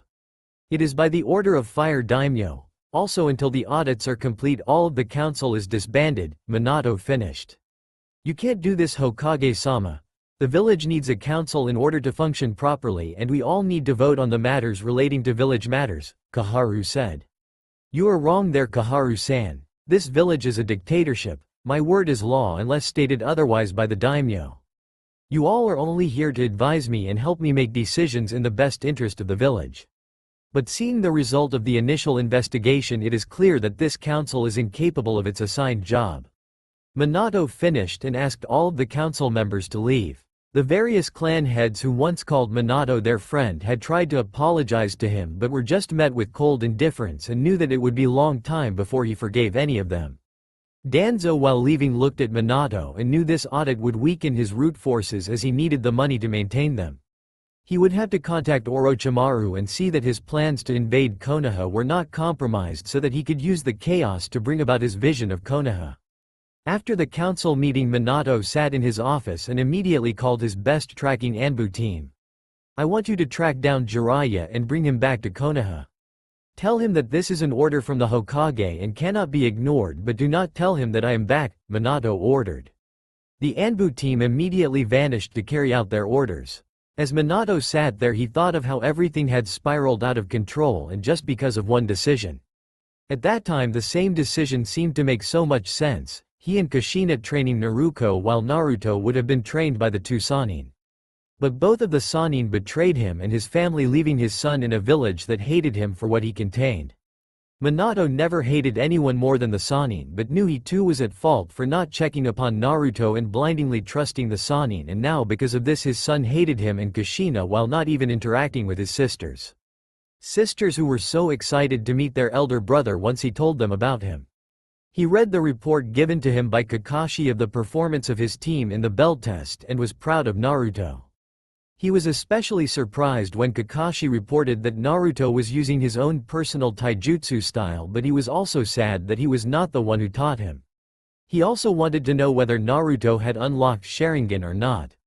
Many didn't know the fact that after Uchiha Madara defected from Konoha, the Uchiha clan elders had evicted a family from the clan due to the fact that none of the members of that family had ever unlocked their bloodline limit, the Sharingan, but also due to the fact that they had adopted a daughter. While it was common for couples who didn't have any children to adopt, but it was heavily frowned upon in shinobi clans, especially those that had a unique bloodline. Unknown to the elders and even the family and the girl herself, that the girl they had adopted was actually the daughter of Madara, but was put in an orphanage by Hashirama to protect her after Madara abandoned Konoha. The family then went on to do well as successful merchants, taking up the name of Namikaze, while their only child joined the ninja force and became the first Anbu vice commander under the leadership of Naidame Hokage Tobirama Senju. When she revealed the fact that he was an Uchiha whose family was evicted from the clan to Tobirama, the Naidame helped her master her Sharingan to a level only seen in Madara and his brother, having studied the Sharingan himself, while also telling her not to rely on the Sharingan and to only see her bloodline as a tool. When Minato became a genin, he got to know about all this from the Sandame, who was told by the Naidame seeing all of the Namikaze family was dead as his father had died during a mission while his mother perished giving birth to him as there were some complications. Hence Minato was given to orphanage to protect him from the enemies of the Namikaze who would try to harm him either to get revenge on his father or to rob him of his family fortune. While looking at the decision made by the Sandame, he came upon the case of one Yakumo Kuruma who had her abilities sealed by the Sandame. As he read the report, he got to know that it was done due to Ito residing in her subconscious, a side effect due to inheriting her clan's Kekkei Genkei in its full. But the Sandame didn't have enough Fuinjutsu skills to completely seal away Ito, and Jiraiya not answering any of the Sandame's messages left the aged leader no option but to do the best he could. Deciding to talk to the current head of Kuruma clan later, he continued to look through the reports. Few days later, afternoon. Team 7 was gathered in Training Ground 7 waiting for Kakashi as he was late again. Suddenly Naruto looked towards his right. A few seconds later Kakashi appeared in a swirl of leaves, a fact which didn't go unnoticed by Kushina, making her realize that Naruto might be a sensor-type shinobi. "Sensei, you're late," Sakura screamed. "Sorry I am late, you see a black cat crossed my path and I had to take the long way round," Kakashi said, giving them an eye smile. But saw Kushina glaring at him, telling him to cut his crap. She still hasn't forgiven him for what had befallen Naruto. They had been doing D-ranks missions for quite the last few days. It was decided by their senseis so they could see how well the team could work together and while they would perform missions effectively. It was the interactions after the mission was over that worried them. Sakura would just try to gain Sasuke's attention while Sasuke would just ignore her, while in the past when that happened Naruto would ask her out and Sakura would refuse him by punching him. It was in the past, and now Naruto would also just ignore her, making Sakura's self-confidence take a hit. Sometimes Sasuke would try to ask Naruto out on a date, but she would always refuse him, but it didn't deter the Uchiha in the slightest from trying to make a move on Naruto. Sasuke would also try to get Naruto spar with him after seeing him perform so well during the belt test made him realize that Naruto was hiding his original skills the whole time and that he was probably more stronger than himself. Sasuke also realized that Naruto was a true genius like that man. While many in Konoha would tell Sasuke that he was a true prodigy, he knew deep down that he wasn't as talented as that man is. And seeing Naruto show the same kind of potential as his that man, Sasuke finally found a way to kill him, because if he could find a way to beat one true genius then he would be able to defeat another. Naruto at first tried to interact with all of her teammates, having learnt from her parents how important it was. But Sasuke was just interested in asking her out and eventually make her his wife, something that wouldn't happen if she has any say about it. Sakura would just accuse her of trying to steal her Sasuke-kun, and then run to try and get his attention. The hardest she tried to interact with was Naruto, because Naruto always excused himself before leaving after the mission was over. She really wanted to know her elder twin from the moment she got to know about him when she was 7 years old. She remembered how for her 8th birthday she asked that she wanted to celebrate it with her whole family, but her father would usually say that the time wasn't right and that they would one day. And look how well it turned out for them. Her brother didn't want to do anything with any of them, and it was all because her parents blindly trusted someone to take care of Naruto and didn't even thought of checking up on him on their own. But that stopped 2 days ago. Flashback starts, 2 days ago. Naruto was just about to go home after the mission was over, but Naruto caught up him. "Ni-san, wait up," Naruto said. "Naruto-san, what is it?" Naruto said as he had given up on trying to get Naruto to not call him Ni-san. "I just wanted to talk you, since we are in the same team. I thought we should become friends and know more about each other," Naruto said in a hopeful voice. Naruto closed his eyes for a moment thinking, then opened them and replied, "Very well, so what do you suggest we do?" Naruto said, while Naruto was shocked that he actually accepted. Quickly recovering from her shock, she replied, "We can go for lunch together," Naruto said, while Naruto just nodded and followed her while contemplating whether he had made the right choice or not. Flashback end. After that, both Naruto and Naruto spent lunch together every day after their mission was over, and while they were not as close as siblings could be, they were making progress.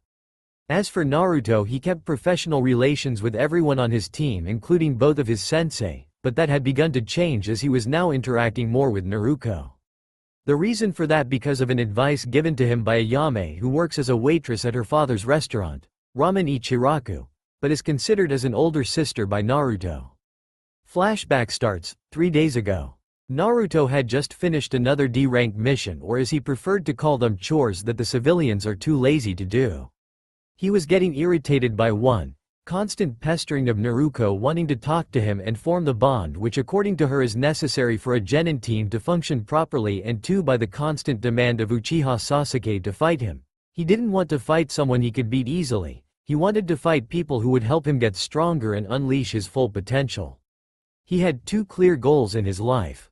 One was to become the Hokage of the Leaf, as it was the highest position anyone could gain in Konoha, and second was to surpass both Uchiha Madara and Senju Hashirama. While many would only see Madara as a traitor for Naruto, both of the legendary shinobi were goals he wanted to surpass, as no one since the establishment of the shinobi village system had surpassed them. Today he decided to eat at a restaurant he hadn't been able to visit in all of the mayhem. Ayame Ne-chan, Naruto exclaimed as he entered Ichiraku Ramen and saw Ayame there. Naruto-kun, how are you? And why didn't you visit for so many days? Ayame asked in a concerned voice, as she knew all of the crap he had to face for the last few days and was angry at Naruto's so-called family who just abandoned their son after sealing Kyuubi into him in a village that tried its best to deny him his existence. I am fine, Ne-chan, just didn't have the time to visit, now that I am a shinobi? Naruto replied in a fake happy voice, but Ayame was able to see through it. I know you are not fine, Naruto-kun, but please do not let anything change you. Ayame said. When Naruto looked at her with confused eyes, she elaborated. The Naruto I know never gives up, the Naruto I know only strives to help anyone he can. But the most important thing is, even after the village tried its best to deny your existence, you didn't held any hatred towards them. You just strived to achieve your goals, so please don't change. Also, you should at least give a chance to your sisters, as they didn't had any control over what happened to you. Naruto-kun, please think about what I said. Ayame said, and then left to bring him his usual order while leaving him to his thoughts. Flashback end. Naruto had given it a real thought and come to the conclusion that Ayame had been right. His sisters didn't have any say in what happened to him, but this didn't mean he would become all chummy with them, so he decided he would at least be cordial with Naruto, and if opportunity presented, Narumi, because if he was being honest with himself, Narumi was the cutest little girl he had ever seen. Since all the members of Team 7 were now here, Kushina decided to tell the kids their plan for training. Today, we will be starting your training on different things which are essential for a shinobi. We will be dividing you into two groups. One will be taught by Kakashi and the other would be taught by me, Kushina said. Okay then, first group would be of Sakura and Sasuke, who would be taught by me, while the second group would compose of Naruto and Naruto, who would be taught by Kushina-sama, Kakashi finished. While Kakashi would have preferred to train Sasuke alone, Kushina was having none of that. Sakura still needed a lot of work, and Kushina made it perfectly clear to train the girl so she could match her teammates in skills and power, the latter if possible. With that, both the groups separated and went in different directions. With Kakashi's group, I will be teaching you the tree climbing exercise, Kakashi said, giving an eye smile to both his students only to receive disbelieving looks from them. Tree climbing? Both Sasuke and Sakura shouted, unable to hide their disbelief. But it's not just simple tree climbing, you will climb without using your hands, Kakashi said. What? How? Sakura asked, the disbelieving look still on her face, while Sasuke had already adopted a mask of indifference on his face, but he was also curious. Well, just watch, Kakashi said as he formed a ram seal and focused his chakra on his feet and started walking a nearby tree. When he reached the tree, he surprised them by climbing perpendicular to the tree only with his feet.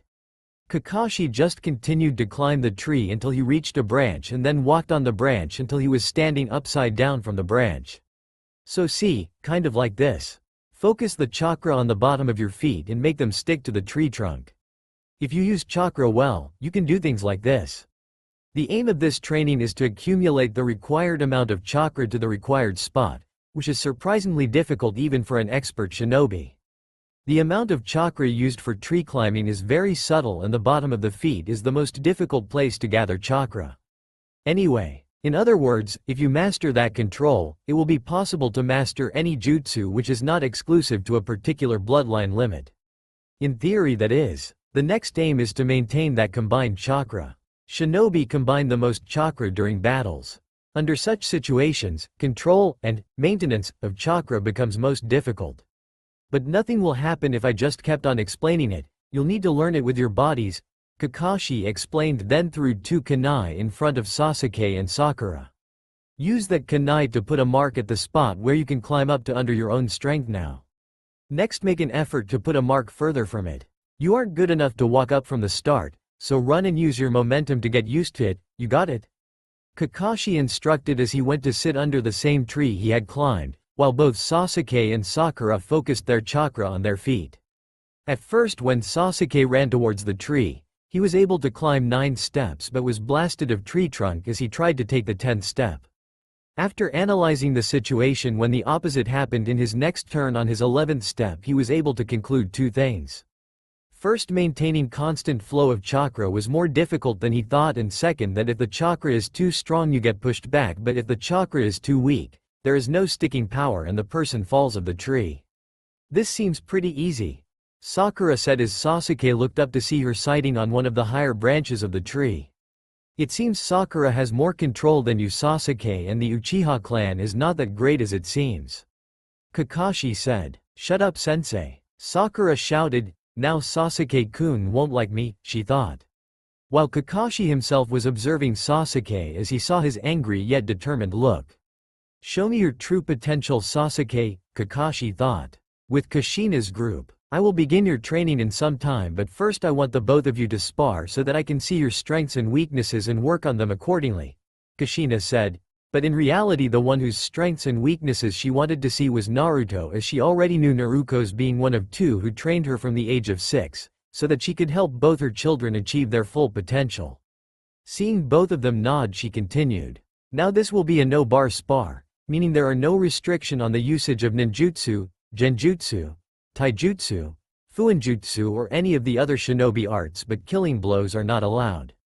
I will act as the proctor of this spar. Both Naruto and Naruto came forward and did the seal of confrontation, after which they both distanced themselves from one another. As soon as Kushina started the match, Naruto sped towards Naruto while Naruto himself entered the initial stance of the hummingbird taijutsu style, and both of them engaged in a taijutsu competition. While the Uzumaki taijutsu style, which Naruto had learnt, is based on attacking and overpowering an opponent with sheer strength, the hummingbird taijutsu style Naruto learnt is based on speed and joint manipulation, which basically means that it allows you to deliver varying degrees of pain to an opponent and in cases even heavily injure them by targeting the spots where bones connect, which allows humans to move or bend. At first glance it would seem that neither of them was gaining any grounds, but Kushina was able to see that Naruto was able to dodge most of Naruto's attacks due to him being faster than her, and was also able to attack her in the short moments, but it was taking its toll on him too, as the hits that Naruto did get were powerful enough to compensate for the ones she missed. Seeing that taijutsu was useless, Naruto flipped back, flashing through hand seals and ending at bird. Futon. Kuki no Dangan no Jutsu, wind style. Air bullets technique, Naruto said as he expelled air bullets out of his mouth at an intense speed. Naruto, seeing there was no time to dodge, flashed through her own hand signs and ending at dog. Doden. Doryuheki, earth style. Mud wall, said Naruto, slamming her hands on the ground to create an earth wall, using the same jutsu Kakashi used to stop the oncoming air projectiles. But as soon as she thought she was safe, she sensed someone behind her. Turning around, she saw Naruto throw 5 kunai towards her, but the difference between regular kunai and these were that they were coated with wind chakra. Naruto, channeling chakra through her feet, quickly jumped, dodging the kunai to stand on the earth wall she created, but as soon as she did, she saw Naruto once again coming at her with 1 kunai in each hand held in classic reverse grip. Quickly doing a back flip, she jumped off the wall while throwing some of her own kunai at Naruto to distract him and gain her footing. Fortunately for Naruto, her trick worked as Naruto was forced to deflect them with the two kunai held in his hand, which gave Naruto just the time to catch her breath. Naruto, seeing that ninjutsu wasn't working, decided to use her secret ace. Summoning her adamantine sealing chains, she launched them at Naruto. As soon as Naruto was done dealing with the kunai, he saw chakra chains, which surprised him as he thought only Kushina had that ability, but he was able to overcome his surprise quickly enough to dodge them just barely. But Naruto was relentless as she kept her assault. Naruto knew he wouldn't be able to dodge them for long without using his ace, so he channeled chakra to his eyes as they bleed red and turned into the 3 Tomo Sharingan, this time surprising Naruto, but she didn't stop her assault and quickly overcame her surprise. With this he was able to keep track of her chains and dodge them. But this was not all he was doing. He was also casting a subtle genjutsu on Naruto, which disrupts them senses just enough that would affect her actions, but she will not notice them. His strategy worked as Naruto was not as accurate as before, making it easier for him to dodge, but he wasn't able to bypass them to deliver the defeating blow. Enough, Kushina said, seeing the spar had become a stalemate. She was also surprised by seeing that Naruto had not only unlocked his Sharingan eyes but had evolved them to their 3 Tomo stage and gained such mastery to cast subtle genjutsu with his eyes, and tried to guess who could have helped him, but came up with a blank. Both Naruto and Naruto stopped, with Naruto dispelling her chakra chains and Naruto switching off his Sharingan. Both of you did very well, but I have some points which would help you grow even stronger. Naruto, first you need to increase your speed, since if you are not able to hit your opponent it doesn't matter how strong you are. Also you need to practice your skills in detecting genjutsu, especially the subtle ones, as Naruto was able to put you under a genjutsu with his eyes that messed with your senses. I hope you will help Naruto with that, Naruto, Kushina said as she looked hopefully towards Naruto, only to receive a nod. Kushina saddens a little bit at the lack of response but continues. Naruto, you need to work on your strength. While your speed is better than most of the genins, you might meet a shinobi who is on par with your speed or even faster than you, so you just can't rely on just your speed to bail you out. I wasn't able to find anything else from this spar, but I will help you improve as our team progresses, Kushina said with a smile. Naruto just nodded, not trusting his voice less he lashed out at her. Very well, Naruto, you head home. I will join you in a while, Kushina said. Okay. Goodbye, Nisan, Naruto said, waving a goodbye towards Naruto, while Naruto just acknowledged her with a nod. You mean so much to her, you know. She envies you greatly, Kushina said as she watched Naruto leave. Why would she envy me? We are about the same level in shinobi skills, and with time she might even become stronger than me if I ever slack off, Naruto said in a monotonous voice, but there was a hint of curiosity in his voice. She told me that you are stronger than her mentally. She told me that if she had the same upbringing as you, then she would have snapped a long time ago. She envies you in inner strength. You are her role model, even before she met you, Kushina said. She doesn't know what I've been through, Naruto said. True, but she can guess, and looks up to you for your inner strength, Kushina said. He was surprised by that statement, but it also reminded him of his past, which made him frown. I never asked for a harsh life, Naruto said, looking away from Kushina, which made her flinch. I know, Naruto-kun, and I can't even begin to tell you how sorry I am, Kushina said regretfully. It doesn't matter how many times you apologize, it doesn't change what I've been through. During my childhood, I had no one to play with, as no one would become my friend. When I came home there was no one to greet me or to ask me how my day went. When I joined the academy, I thought I could make friends, but no one would even talk to me, and when I performed good, my Chunin instructors almost succeeded in attacking me if it wasn't for my Anbu guards. That was the reason I was forced to play the fool during the academy. You left me in a village where most of the civilians hated me, and the shinobi either hated or ignored me. You left me to rot, Naruto shouted the last part. All the anger he had been keeping inside himself just burst forth as he reached his limit. Kushina was trying her best not to break down at this point, but to hear such things from her own son was making her heart break, but she kept her tears at bay. I know, Naruto, but we did not leave you alone. We left you in the care of your godparents, but we didn't think they would betray us like they did. Kushina said in an almost broken voice. That is all. You left me in the care of other people, and then what? You forgot about me. You could have taken me with you wherever you went.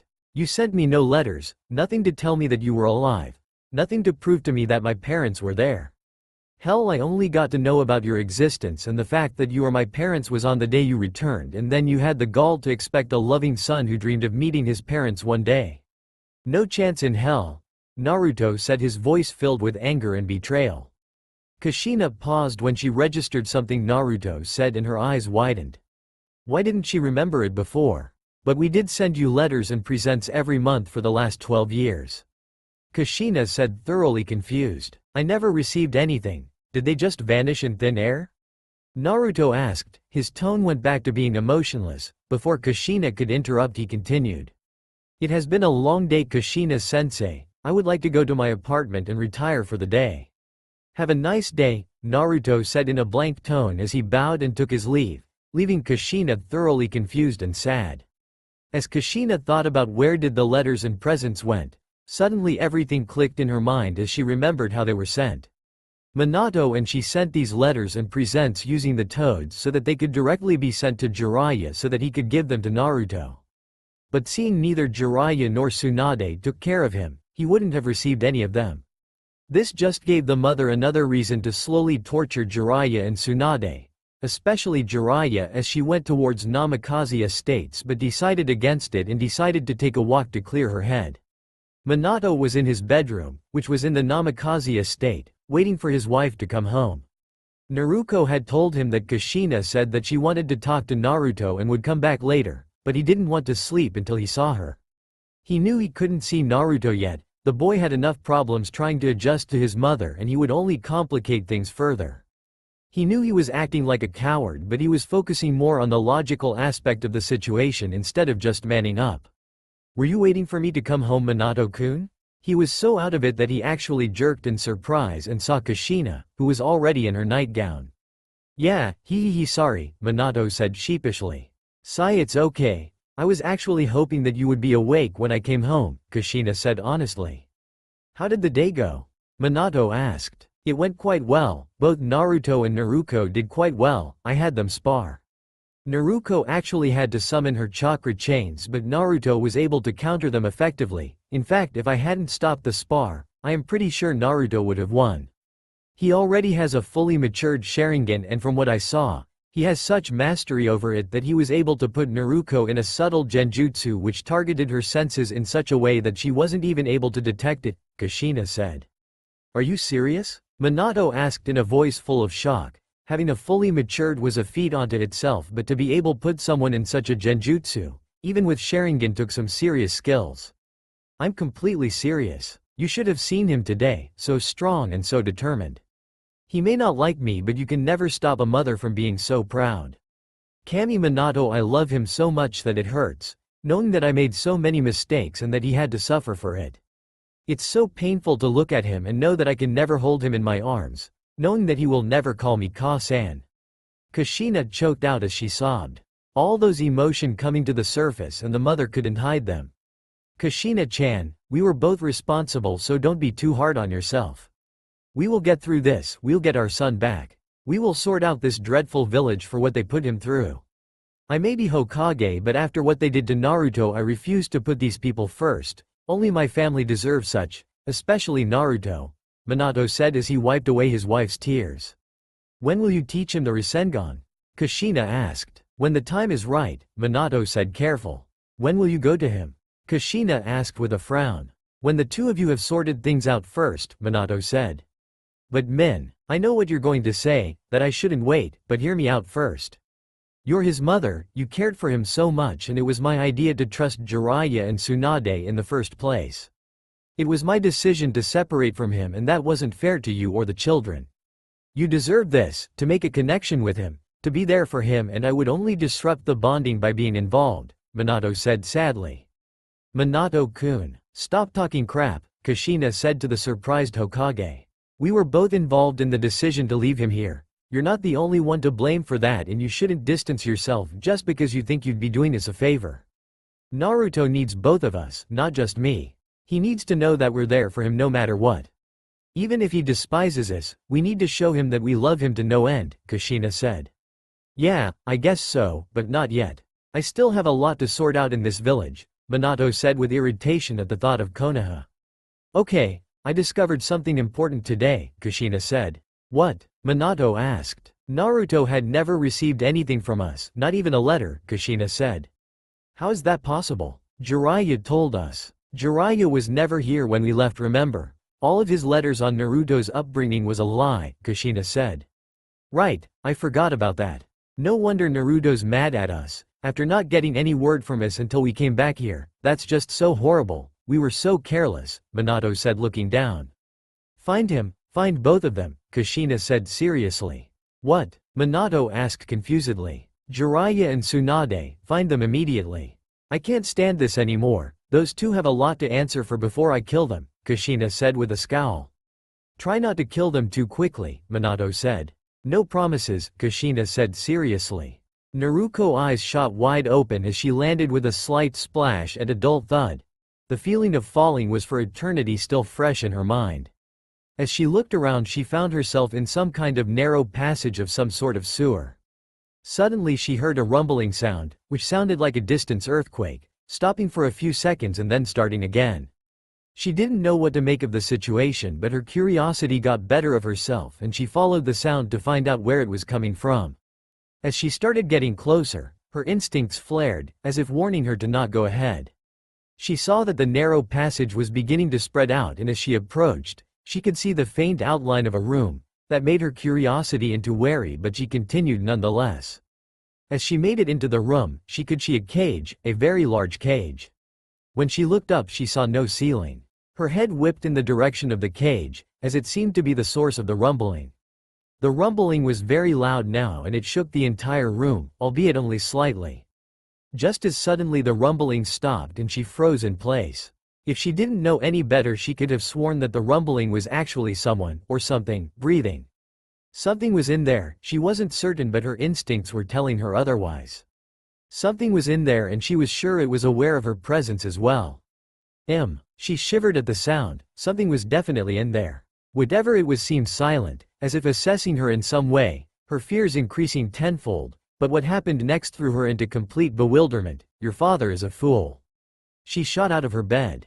Her breath in short bursts, gasping for air, eyes wide open on the prospect that if she dared to even close, then that would mean the end of her. She took in her surroundings quickly and her tense body relaxed when she noticed that she was in her room.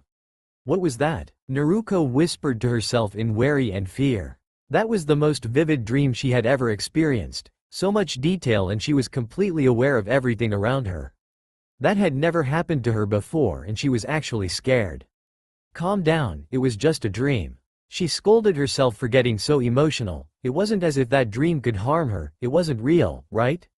Next day, both Minato and Kushina were in his office as they had been informed by an ANBU that the team sent to retrieve Jiraiya had sent a message that they would be in Konoha in 2 to 3 hours.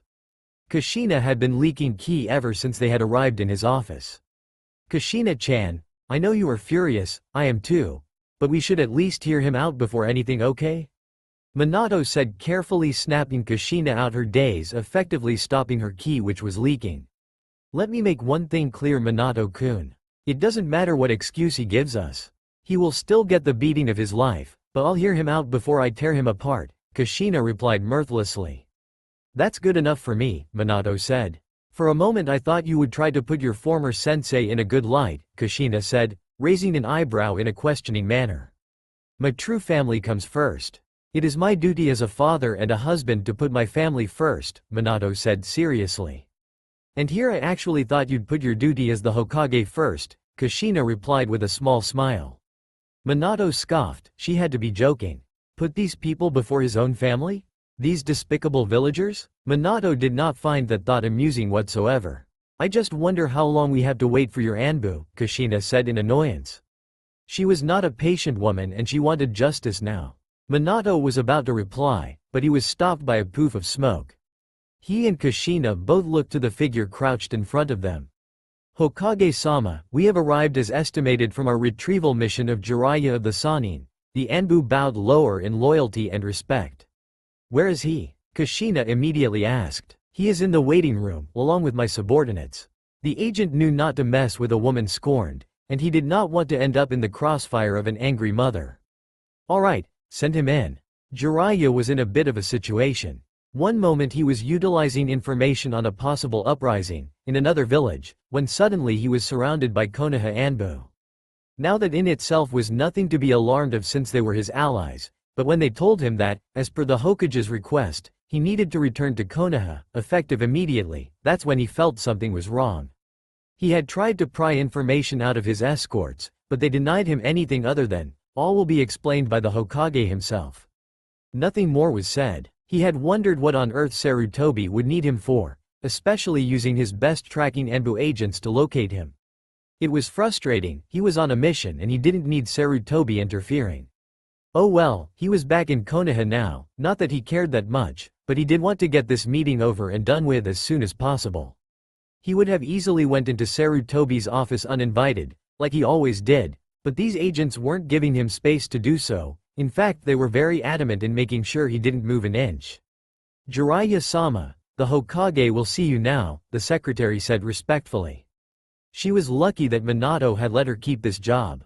Thanks, I wouldn't mind getting together later, Jiraiya said with a flirtatious grin. Please make haste, Jiraiya-sama. The secretary knew all about Jiraiya's tendencies and she wasn't in the least interested. Sure, Jiraiya waved it off. Maybe he'll stop for some research before he left the village again. He couldn't help the nagging feeling of impending doom coming forth, even though he knew full well that he wasn't in any possible danger here. Who would be stupid enough to attack one of the three legendary Sannin? He approached the Hokage's office and alarm bells were starting to go off. What the hell was wrong with him? Did he eat some bad sushi or something? He decided to ignore his on and off instincts and made his way into the Hokage's office. Sarutobi, what is the meaning? He cut off his rant when he realized that it wasn't Sarutobi sitting at the usual desk, but Minato. Sensei, I hope your trip back to Konoha was a peaceful one, Minato said in false happiness. Jiraiya was truly shocked to the core. Minato was back in Konoha? Since when? Had it been 12 years already? His brain struggled to think of any coherent thoughts. Well, I apologize for inviting you here so suddenly. I just needed your report in Naruto's progress. Can he perform the Rasengan? Did you teach him any useful jutsu? Is he the prodigy that you always boasted about before his birth? Take your time, sensei. The statement was gentle, but the air was thick with tension, hardly breathable. Jiraiya's mind was still trying to sort itself out. The fact that Minato was here was a surprise, but the more pressing matter would be the fact that he immediately wanted his opinion on Naruto's progress as a shinobi. He had to be honest with himself, he had no idea how to answer the onslaught of questions. He remembered that fateful day. Tsunade had left suddenly, so suddenly that he couldn't find a reason to the sudden departure. It could have been because Konoha reminded her of Dan, but if that was the case then she would have left years prior to the Kyuubi attack. So he was left with the baby, and to be honest he couldn't be there all the time for the child, he had a spy network to run. He looked after Naruto, secretly of course, for only a week before giving him to an orphanage and putting the child's responsibility into the Hokage's hands. He figured it would be good for the child in the end. Minato had grown up in an orphanage, going into the academy, and then finally came to be his student. He turned out to be one of the greatest Hokages that had ever lived. He figured if Naruto had the same upbringing, then he would turn out just like his father. He had planned to come and teach the kid when he reached 12 years of age, but due to his spy network he had forgotten about it and only now did he realize that he had to know information on Naruto since he wrote it in the letters.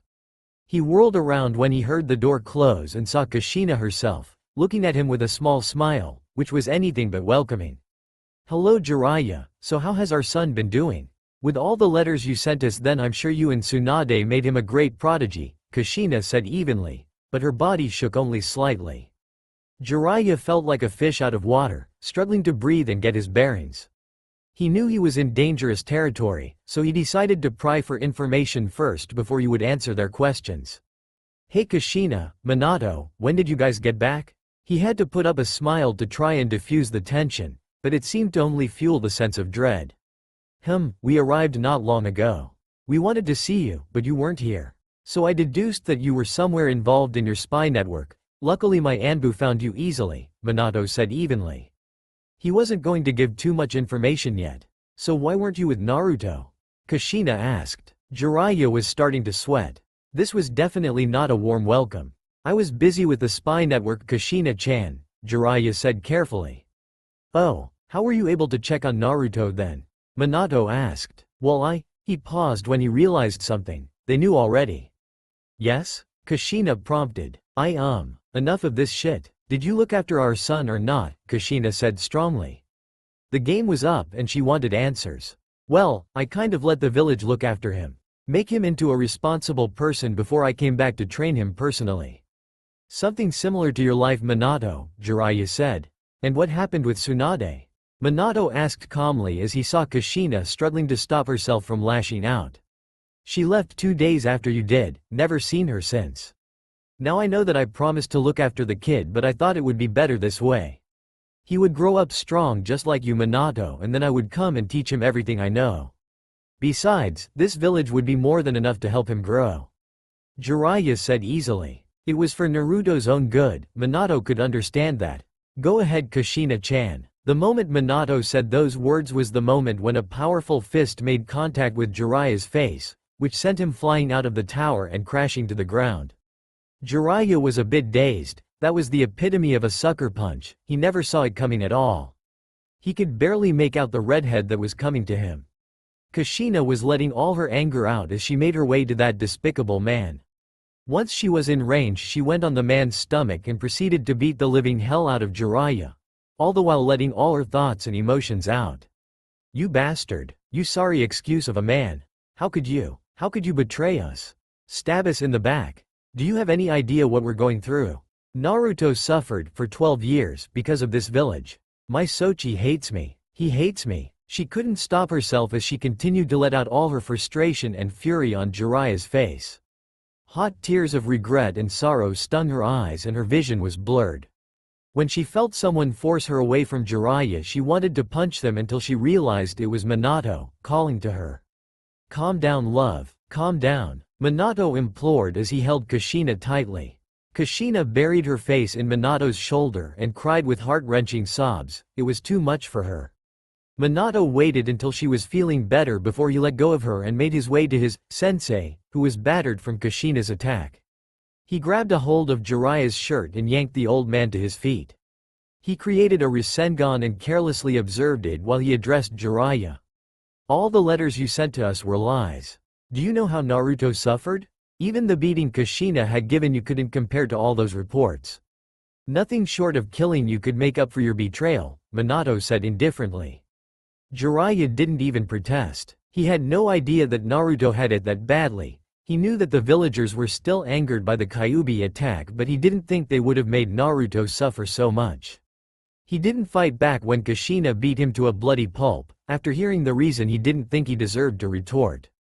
He was in pain but stayed strong and tried to make amends for his mistake. Minato, I didn't know. Of course you didn't, none of us did. You abandoned him to a life of hell, and something like that is unforgivable. You will tell me where I can find Tsunade after you wake up, Minato said seriously. I'm sorry, Jiraiya said remorsefully. Me too, sensei, Minato said seriously, then thrust the Rasengan to Jiraiya, making him hit a building and knocking him out instantly, the pain from all the broken bones and inner damage too much to bear. Hokage Tower. Minato was sitting in his office sorting through the various reports his Enbu had collected related to the investigation on the members of the civilian council, and it was not good. Most of them had practically committed treason by pilfering money from various projects meant to help the shinobi of Konoha perform their duties better.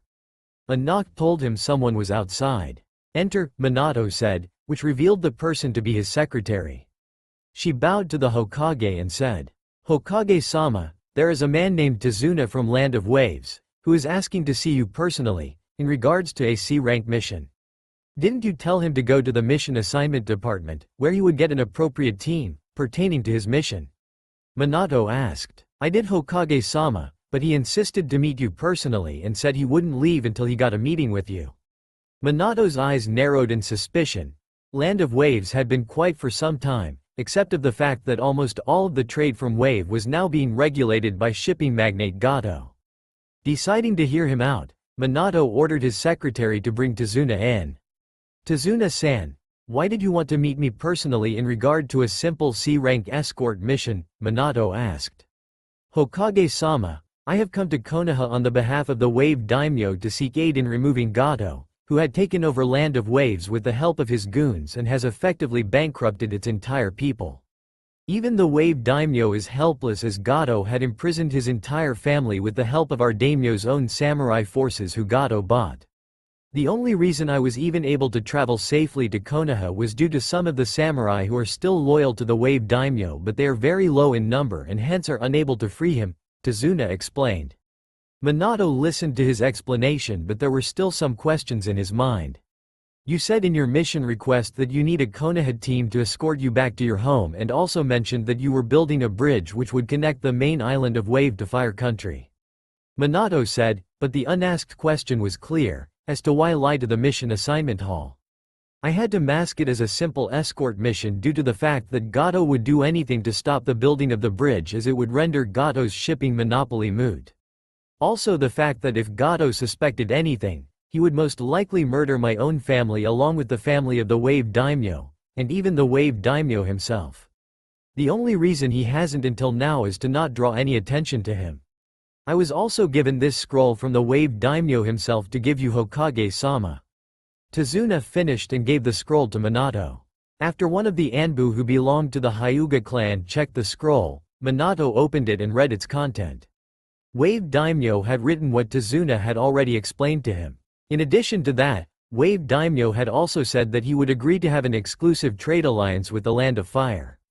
It was quite a plus factor as Wave was rich in resources and was also placed in a strategic location which was quite important to trade with the rest of the nations via sea, and would put the Land of Fire in a favorable position if they had an exclusive trading contract with Land of Waves, but it could also incite their shinobi nation rivals to get active, as they would see it as Konoha getting way too powerful.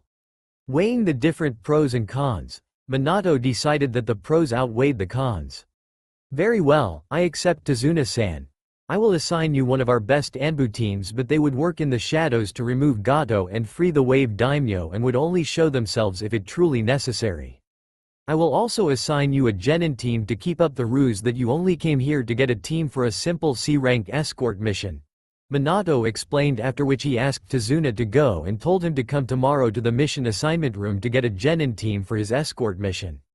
Called Tenzo, I have an assignment for him and his team, Minato said to one of the hidden Anbu in his office. With the Anbu gone, Minato thought about which genin team to send with Tsunade.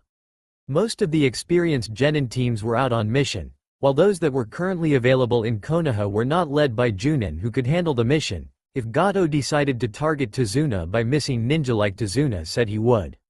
When he thought about it, there was one genin team which was perfect for this mission, Team 7, led by both Kakashi and Kushina. Kakashi is a well-rounded shinobi whose reputation was known throughout the shinobi world, while Kushina is as strong as him if he doesn't use Hiraishin no Jutsu, Flying Raijin Jutsu, with specializing in Kenjutsu, Fuinjutsu and her unique ninjutsu derived from her usage of chakra chains.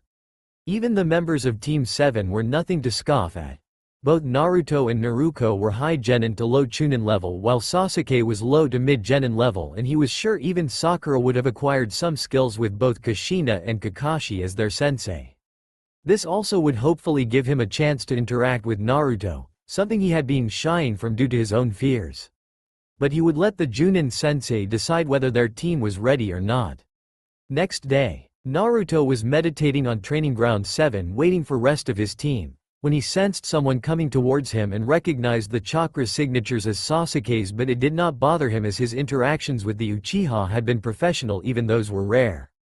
Sasuke had decided to come early to the training ground to do some practice, and while he could practice in the private Uchiha training grounds, but had decided to train in his team's training ground due to the fact that the training dummies in the Uchiha training grounds have been sent for repairs. When he saw Naruto already there, he got an idea. He knew Naruto was stronger than him, and with all training he had been doing, he wanted to test himself against Naruto. "Hey Dobi," Sasuke said, still calling him Dobi despite knowing that Naruto was stronger than him. Naruto just ignored him as he wasn't going to respond to a degrading name.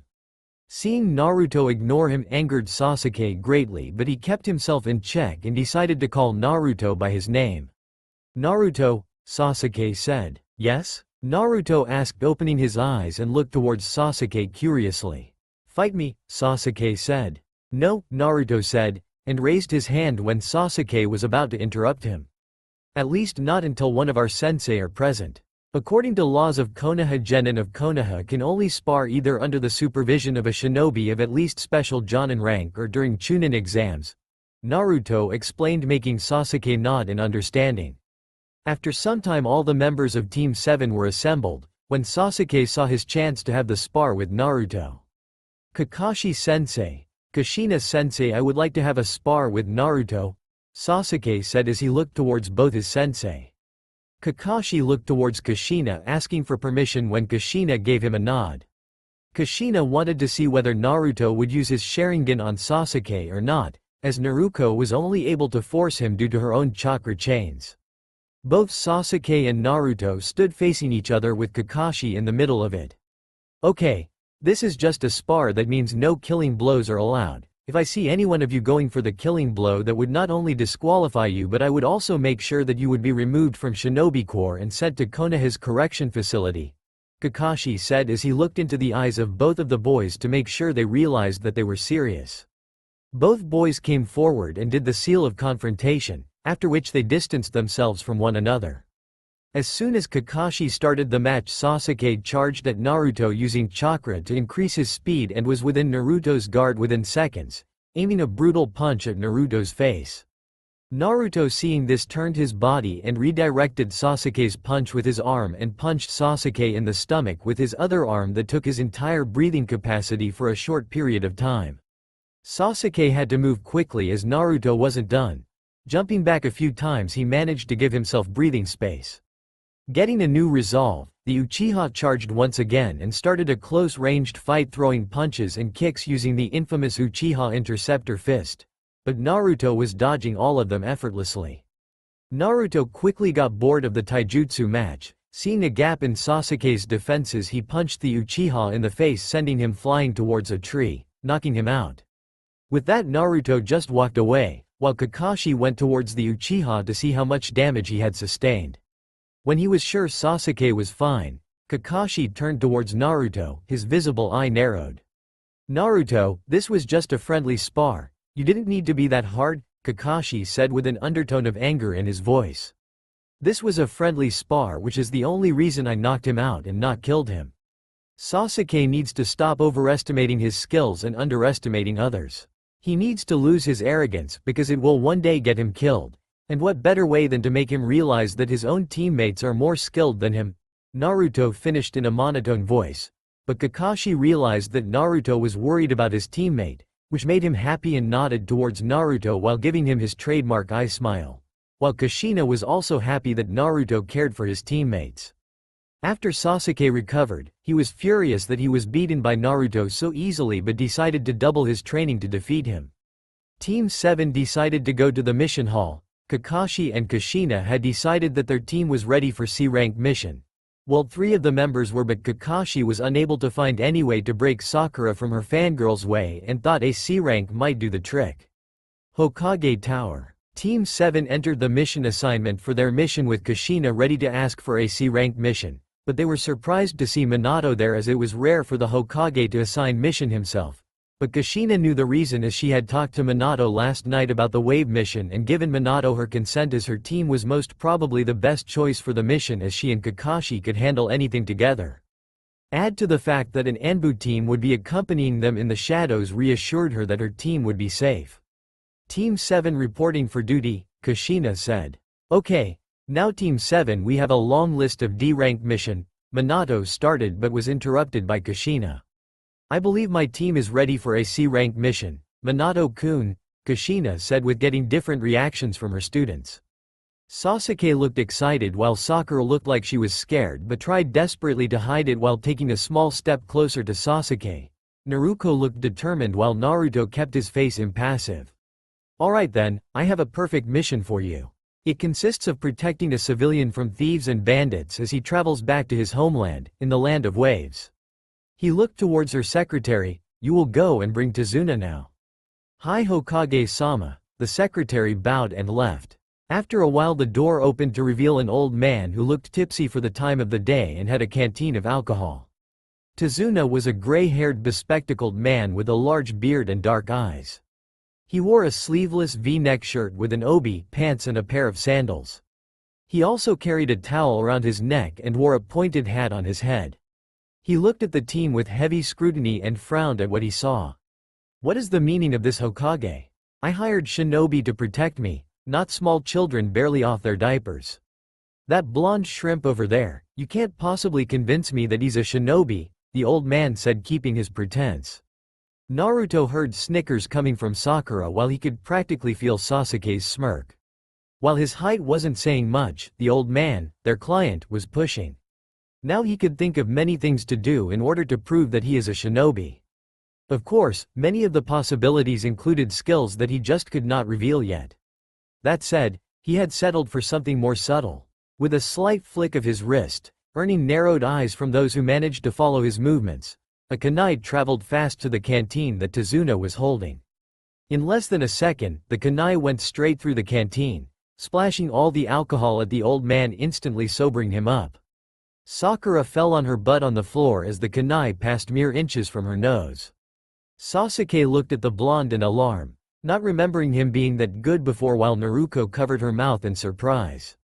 It matters little whether you believe I am a shinobi or not, in the end. All it takes is that kunai going straight at your neck, Naruto said. Kushina simply scratched her head in embarrassment for her son and student. Ah, Naruto-kun, we can't attack the client, you know, Kushina said while Naruto settled for a smirk, but bowed towards the client. My apologies for attacking you, Tsunade-san. I just felt the need to convince you that I'm more than capable to protect you from thieves and bandits. Tsunade hesitantly nodded, though he felt like the kid was placing a knife inches from his neck. Minato, taking control of the situation, cleared his throat and addressed Team 7. Okay, moving on, this AC-ranked mission consisting of protecting Tsunade throughout his travel back to Land of Waves. Go pack the supplies for the trip. You'll have 2 hours before you meet up with Tsunade by the gates. Tsunade nodded and left the office as fast as he could, most probably to replace his canteen of alcohol. I'd like to speak with you, Naruto, Minato said as he noticed everyone leaving. Naruto stopped but didn't turn around as the rest of team left to prepare for the mission. Would you turn around, Naruto? Minato asked. Naruto faced the Hokage with an impassive face. How are you, Naruto? And how is your training progressing with your mother? Minato asked. I am fine, Hokage-sama. My training also goes well. Right now Kushina-sensei is working on my strength, Naruto said in a monotone voice but made sure to emphasize their names and titles, which made Minato flinch.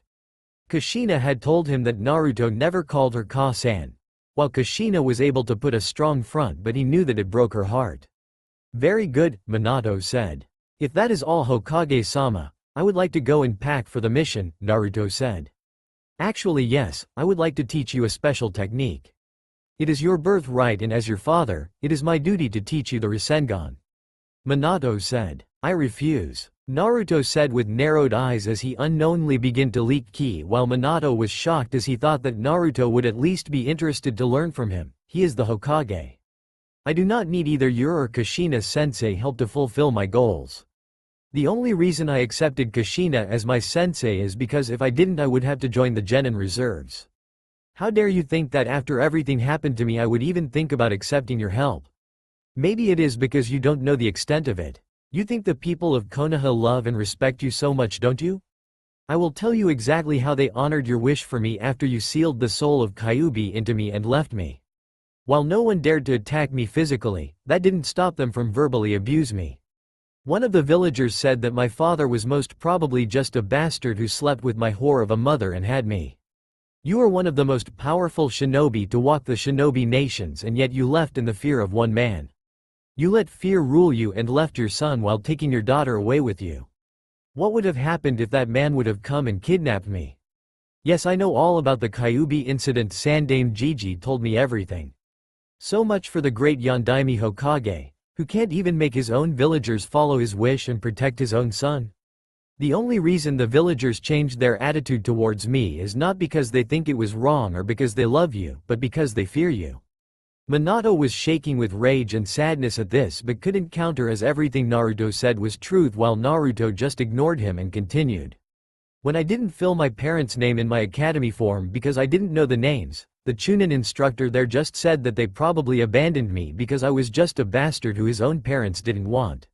I just didn't know how right he was, Naruto said. The last statement barely above a whisper. His voice didn't have any trace of anger but was full of sadness, which made not only Minato but Anbu hiding in the office full of sadness, as well as they used to guard him before Yugao and Shisui were assigned as his permanent guards. When Minato went to say something, Naruto just left the office. Minato was shaking with rage and sadness, and as soon as Naruto left he unleashed such a monstrous ki that the hidden Anbu in his office were forced to reveal themselves and were on their knees gasping for air as visions of their deaths flashed through their eyes due to the potent ki. His own eternal Mangekyo Sharingan eyes activated, which he obtained after transplanting his father's eyes. The same eyes he used to save this village from the Kyuubi and that masked man were spinning rapidly. That's it, Minato decided. He would make the villagers, whether shinobi or civilians, realize that how they treated Naruto was wrong, not because he was his son but because it is wrong to treat anyone like that. Village Gate. Naruto reached the gate after he had collected all the supplies necessary for a basic C-rank escort mission. Yugao had drilled it into him about how different missions needed different supplies, and how being underpacked or overpacked could lead to dangerous situations. When he got to the gate he noticed Naruto was already there with Kushina, while waiting for the other members of the team. Soon Sakura and Sasuke also came. As soon as they all gathered, Kakashi also came with the client and they were off to Wave Country. Sakura was making small talk with Tsunade about Wave Country, while Naruto was talking with Naruto. Well, it was mostly Naruto talking while Naruto just replied to her, but Naruto was just happy that she could make some bond with her Nii-san. While Kushina looked at them happy that the siblings were bonding, but there also was well-hidden longing to her expression, but she was able to hide it well. Fighting in a spar is a different. Let's see how well would they do against a true enemy shinobi, Kakashi thought as he sensed two foreign chakra right in front of the group and signaled Kushina to not interfere unless necessary, making her nod. Soon the group passed a small puddle of water in the road, when they all felt a sudden burst of chakra. The two shinobi appeared out of puddle with a single gauntlet on one of their hand connected to each other with a single chain. These were Maizu and Gozu, the demon brothers of the mist. The Kiri missing nin sprang into action as soon as they spotted Kakashi in front of the group, but before they could wrap their chain around Kakashi, both of them were yanked towards a tree due to a kunai getting struck in their chain, and before they could free themselves, they were wrapped in ninja wire, with the end of the ninja wire being held by Naruto. "Well done, Naruto-kun," Kushina said as Kakashi went over to the demon brothers to interrogate them, which led to the revelation of the real need of Tsunade to the whole team, as Kakashi and Kushina were already aware of it. Kushina then told Team 7 the whole mission while leaving out about the Anbu, as it could lead to their discovery or alerting Gato, making him hire more shinobi protection. It also led to the revelation that the demon brothers worked with Zabuza Momochi, one of the 7 ninja swordsmen of the mist, also known as the Demon of the Hidden Mist. They decided to leave the demon brothers tied up to the trees and unconscious for the authorities to arrest them while Kushina sealed their chakra. When they reached the shore, they took a boat from the Border of Fire owned by Kaji, who was an accomplice of Tsunade but was a cowardly man, proven by the fact that he refused to start the motor of the boat in the fear that Gato would get to know about it. After leaving them on the shore of Land of Waves, Kaji leaves them immediately, starting the motor of his boat. "How far is it to your home, Tsunade?" Kakashi asked. "Not far," Tsunade said, "only a couple of miles from here." This was the closest Kaji could land us without being spotted by Gato's spies inside the village. The group set off for the bridge builder's home, the 4 young genin all felling tents, as if someone was watching them. Unknown to them, they were being watched. Hidden in the trees were a pair of figures. One was well over 6 feet tall, dark hair and bandages covering lower half of his face. Strapped to the man's back was a massive sword that was as long as the man himself. A smaller figure standing next to the man wore a uniform with a white mask that hid its face with 4 wavy lines on the forehead part of the mask.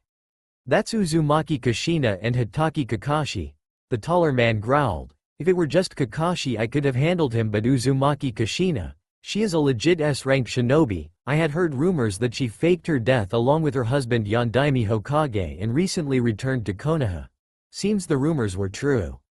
"What should we do, Zabuza-sama?" the shorter figure asked. "We retreat," Zabuza said. We can't fight both Kakashi and Uzumaki, even if we had the demon brothers. And those brats are unknowns, even if they are brats. Let's go Haku. I have to call in some favors if we want to complete this job. The shadowy shinobi leapt from their places and faded into the mist. You noticed, right? Kakashi said. Yes, it seems things are going to become a lot worse before it becomes better. Kushina said. Tsunade, Inari, I am back, Tazuna called as they entered a two-story house. An attractive young woman with long blue hair came rushing out of another room. Father! The woman cried as she hugged Tazuna. You're home. Yes, I am, Tazuna chuckled, and these brave shinobi are here to help us. Oh please come in, Tsunade ushered. Thank you very much for seeing my father home safely and for helping us with our situation. It is no problem, we are happy to help, Kushina said. Tazuna, is there a place where we can all sit and discuss our next course of action? There is enough room in the kitchen, Tazuna said. Tsunade, where is Inari? He is down at the docks, Tsunade replied. He should be home soon. With the demon brothers. The two demon brothers were unconscious when 5 Kiri Hunter Nin dropped on their location.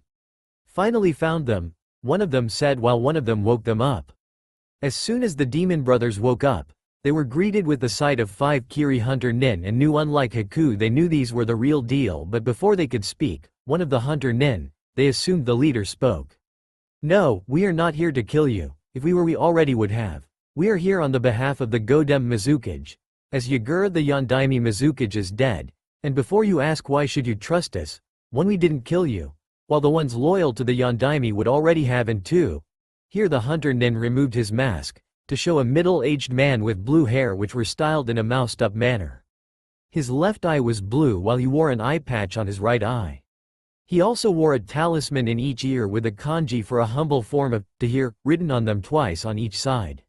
Ao senpai, Gozu said as he recognized the same who trained both of them before they were sent under Zabuza's command, and the man who warned Zabuza to be patient before attempting coup on Yondaime with his team, and said that they were still organizing, but Zabuza didn't listen as he was too overconfident and prideful, believing he would be able to defeat Yagura.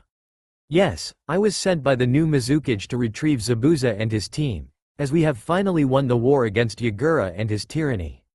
Now I need your help to find him and convince him to come back to Kirigakure no Sato. I will also tell you the identity of the Godem in front of Zabuza, Ao said while making everything clear. Both Gozu and Maizu nodded as the other cut the ninja wire and destroyed the chakra suppression seal on them. As soon as the demon brothers stood up, the 7 of them vanished.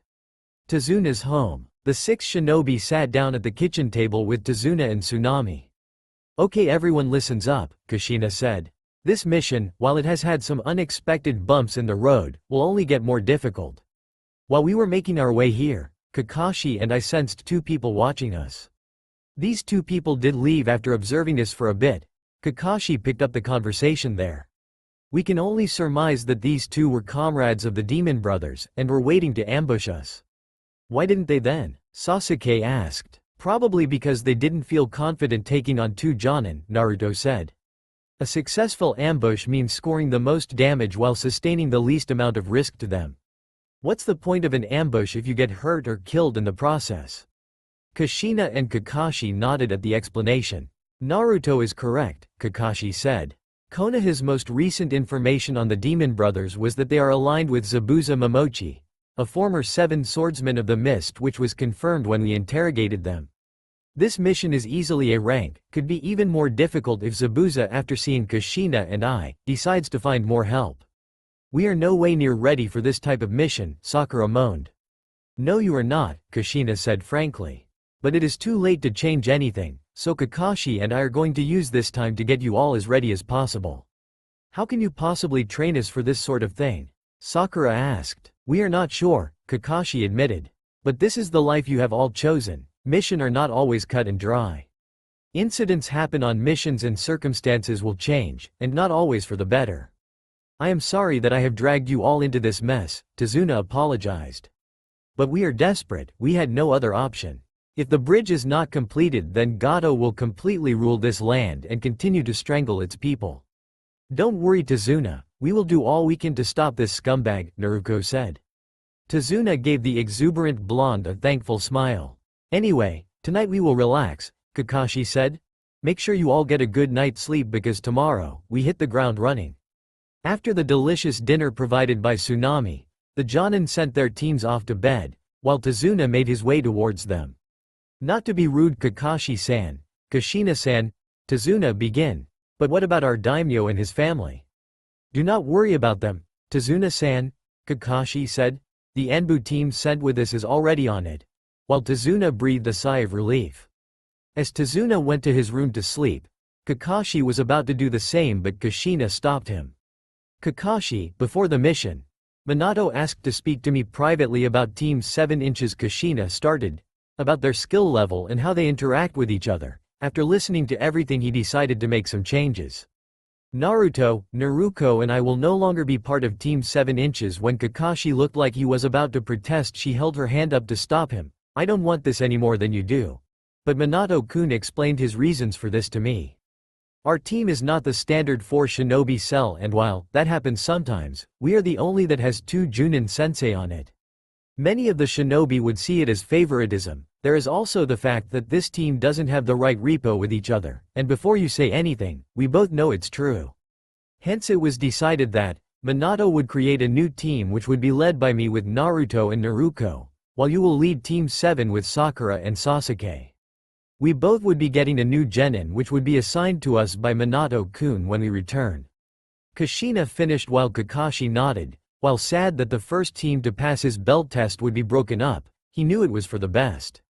While Kushina and Kakashi were having their discussion, Naruto was in his bed sleeping, but you could tell from the discomfort on his face that he was having trouble sleeping. He suddenly found himself in a sewer and he was standing on water which came up till his knees. He looked around and could see a lot of pipes on the walls and ceilings. Suddenly he heard little tremors which sounded like breathing, putting him on alert and making him activate his Sharingan.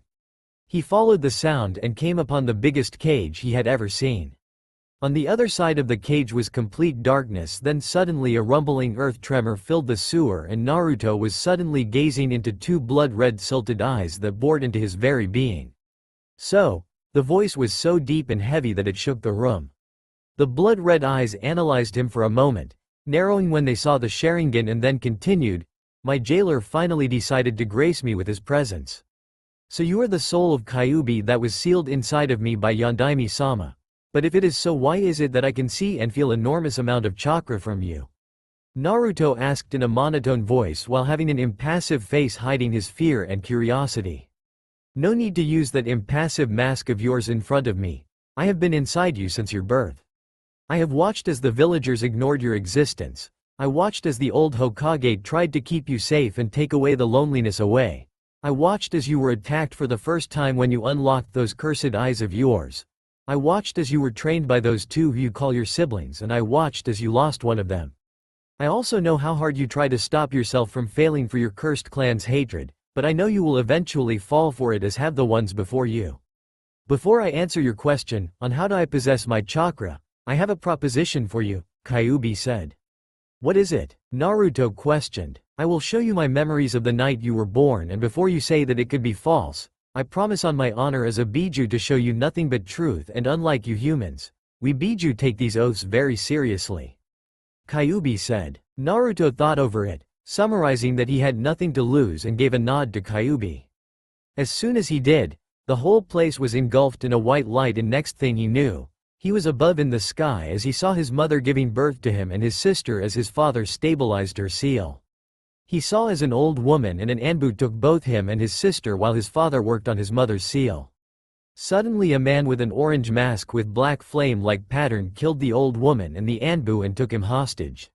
He saw the whole attack from the extraction of Kyuubi from his mother to the attack on the village, and finally when his father were able to teleport the Kyuubi to a location where he, Naruto and his mother were. He saw as his father put Kyuubi under a genjutsu using his Mangekyo Sharingan, but when Naruto looked closely at his eyes, he realized that they were not Mangekyo but the next stage, i.e. Eternal Mangekyo Sharingan, while his mother used her chakra chains to hold the Kyuubi down.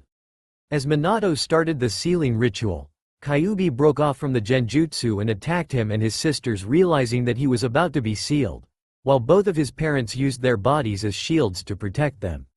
Naruto wanted to deny this, but knew it was the truth due to the Kyuubi.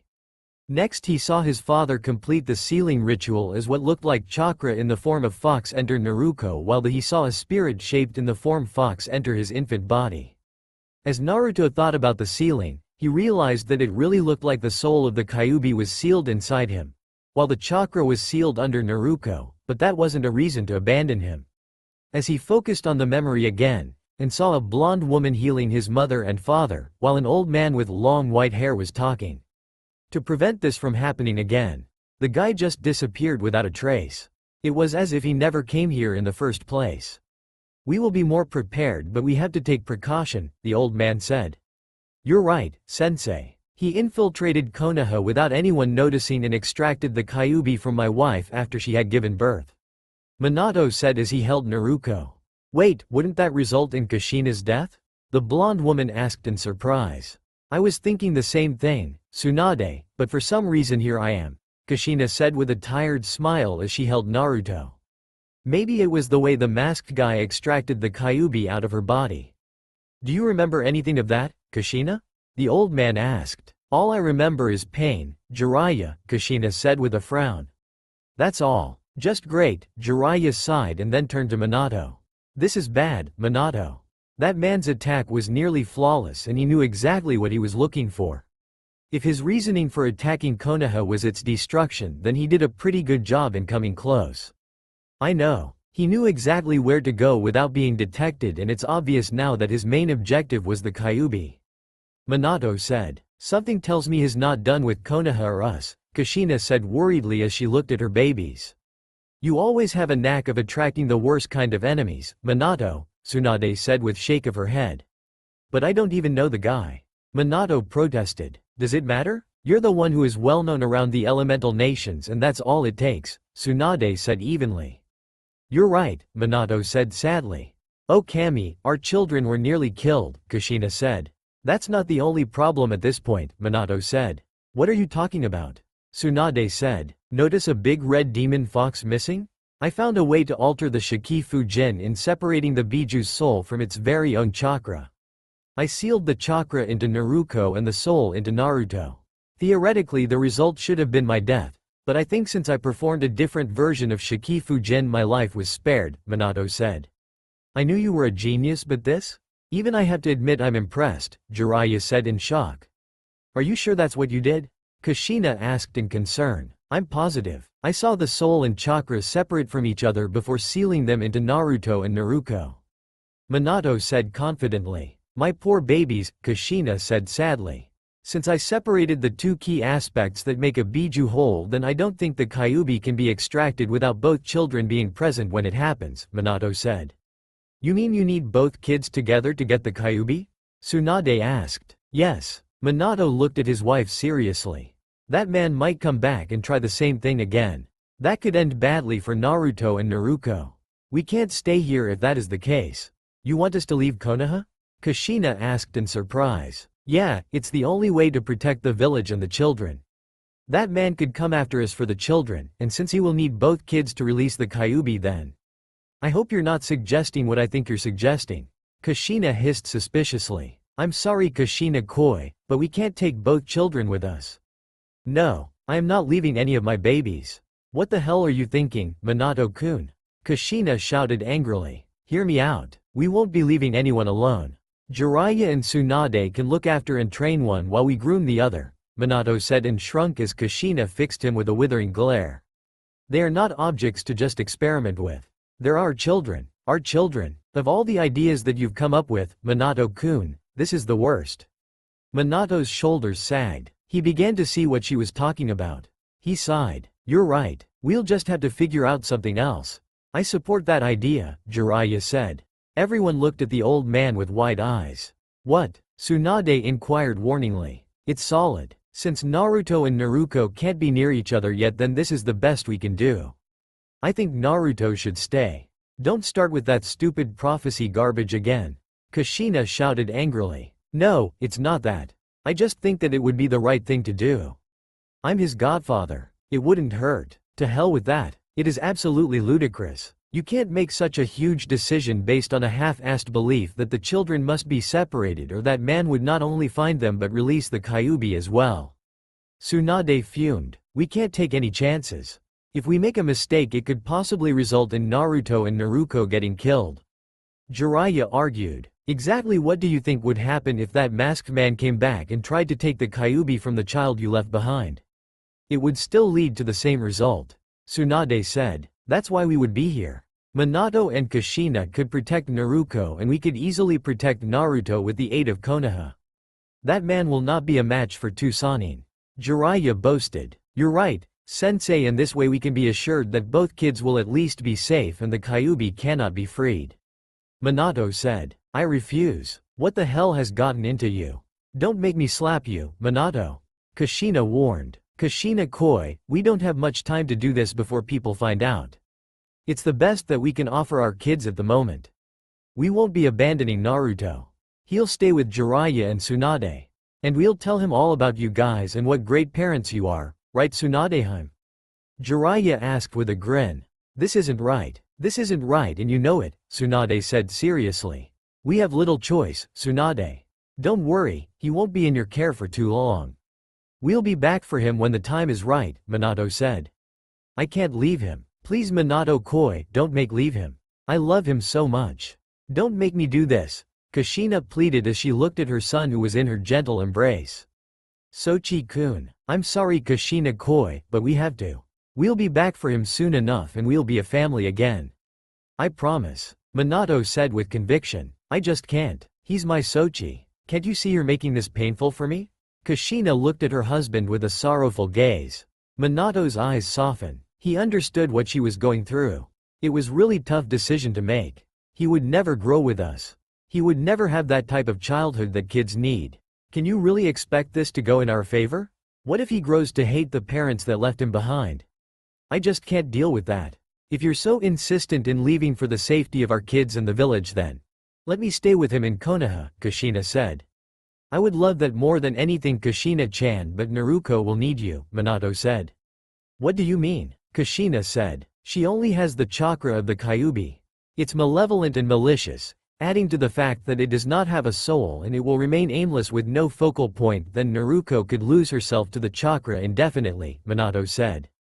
Kushina understood immediately what Minato was implying, you need my chakra chains. Minato nodded his head grimly. Then why don't you stay with Naruto? Kushina questioned. Because enemies would know that Minato's alive and that Naruto is his son. They'll come after the kid, no doubt about that, Jiraiya said seriously. Kushina's mouth formed a thin line as the dreaded news was given to her. Will they ever get a break? If you're going to leave Naruto here then people should not know who his parents are. We can't have him live anywhere in Konoha where he could be an easy target either. Tsunade said. I own an estate just outside Konoha. No one else knows that it exists because of the genjutsu that I put on it. You could use that place as a home to look after Naruto and train him to be stronger, Minato said. You want us to train him? Tsunade questioned. Yes, I want you to teach him everything you know. I know you guys are very capable in making him a great shinobi. Minato said. This is so unfair. Kushina cried. Why do we have to do this? We can just stay in Konoha and see how things turn out. Everyone understood that Kushina was falling into desperation. She loved her children and as an Uzumaki family was very important to her. No one noticed that Naruto's eyes had briefly opened, and they were red. I'm really sorry, Kushina-chan, but for the sake of Konoha and our children we had to do what's right. It isn't easy for me either. I love Naruto and this is hard for me too. Kushina only whimpered as she looked down to her now sleeping son. The tears wouldn't stop. Don't worry, Kushina. He'll be in good hands. Jiraiya said. Promise me, Kushina whispered. What? Jiraiya asked. Promise me, you'll look after him. You'll help him grow to be a responsible and loving boy. You'll tell him all about us and how much we love him. You'll train him to be the best shinobi he can be. You'll love him just as we do. Kushina was serious and made sure they knew it. Yeah, sure, I promise, Jiraiya said, a bit confused in Kushina's behavior. Kushina turned to Tsunade. I promise, Tsunade said, although her response was very unenthusiastic. Kushina looked at them for a moment and then nodded. We'll send letters every month with presents for you to pick up. I want you to send us letters on Naruto's progress every month. If they are problems, then you must inform us immediately. I don't want my Sochi to grow up alone or unwanted, Kushina said. Yes, Jiraiya said in exasperation. However, Tsunade only looked away and thought. Then we have an agreement, Minato said with a hint of excitement. I really don't like this, but if you're right, Minato, then we can't endanger anyone, Kushina said and proceeded to repeatedly kiss Naruto's forehead. She looked at her son. Ka-chan loves you. And Tu-san loves you, Minato added with a grin as he rubbed Naruto's head. The image started to distort until their view changed and Naruto found himself back in the mindscape. He looked around in surprise. What happened next? Naruto asked the Kyuubi. Nothing important. Now the answer to your question of how do I possess chakra, if I am only the soul of the Kyuubi. You see, when your father performed an alternative version of Shikifujin, dead demon consuming seal, he thought he sealed my chakra into your sister, while sealing the soul into you. But what really happened was he divided my chakra into half, as we Biju are beings of chakra. Our soul is not different from our chakra. So the yang half as it represents the life energy took the form of pure chakra, while the yin half as I represent the spiritual half took the form of the spirit. Your father had good intentions, depending on how you look at it, but he didn't fully understand the Biju, Kyuubi said. Naruto thought about what the Kyuubi said and what he saw, even if the memory was true, that give his family a reason to just abandon him and give him to someone else to raise him, but on the other hand his father just wanted to protect his family and the village. No, Naruto decided, even if everything was truth, even then he won't forgive them and especially not his godparents who decided to abandon him. He would talk to both of them though, as everyone should be given a chance to explain them, but if he didn't like their explanation, then there wouldn't be any more chances. All these thoughts went through his mind as his Sharingan spun rapidly. He still had one question though.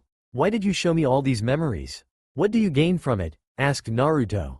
First, I don't like anyone making their decisions without having full facts since most of the humans judged us Biju this way.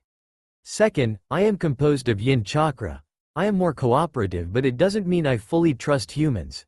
Especially of your clan with those cursed eyes, even though due to my chakra mixing into your own has made your eyes more powerful than any other Uchiha in the past. And finally, since I showed you the truth of the night of your birth, I was hoping you would allow me access to your senses as it gets boring around here, and change the state of your mindscape. It is unbefitting of me.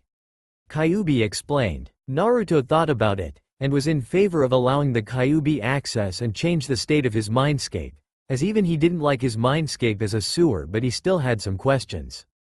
I agree to all of your demands, Naruto said, choosing the word demands rather than request, knowing it would be good to play to the Kyuubi's ego, which was proven correct from the smirk on Kyuubi's face, but I don't know how to do all of those things. And would you have access to my senses all the time? Also, what do you mean by more cooperative? You just need to think, to do all of those things as it is your mindscape, and no, you can cut me off whenever you want, as I said at your mindscape.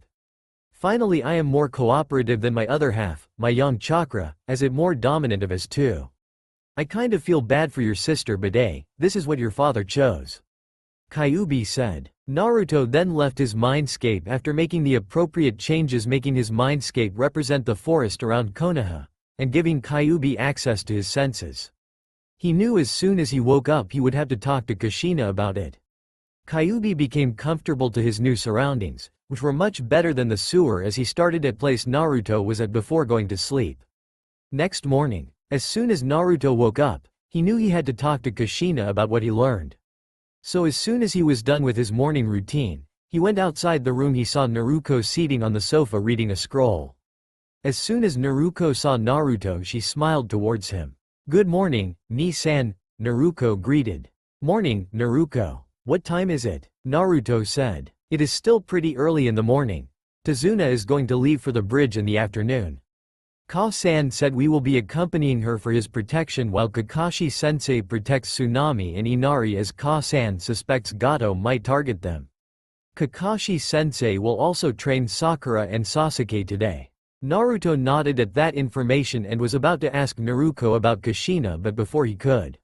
Ni-san, Naruto said, Ka-san also informed me that once we return to Konoha, We and Ka-san will be removed from Team 7 to form a team of our own with a new member, while Kakashi-sensei will be taking both Sakura and Sasuke with a new member of their own.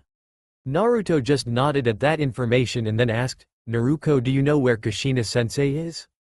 She is currently in the guest room, Ni-san, Naruto said, as she saw Naruto go towards Kushina's room.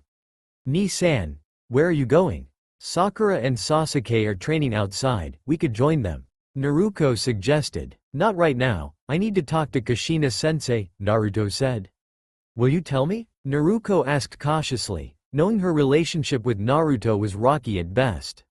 Not yet, maybe after I talk to Kushina-sensei, Naruto answered as he went towards her room, but before he hid he gave a small but sincere smile to Naruto, causing her to gasp and filling her heart with hope that she could still get her Ni-san back. That's all for now. If you enjoy, then please like, share and do comments.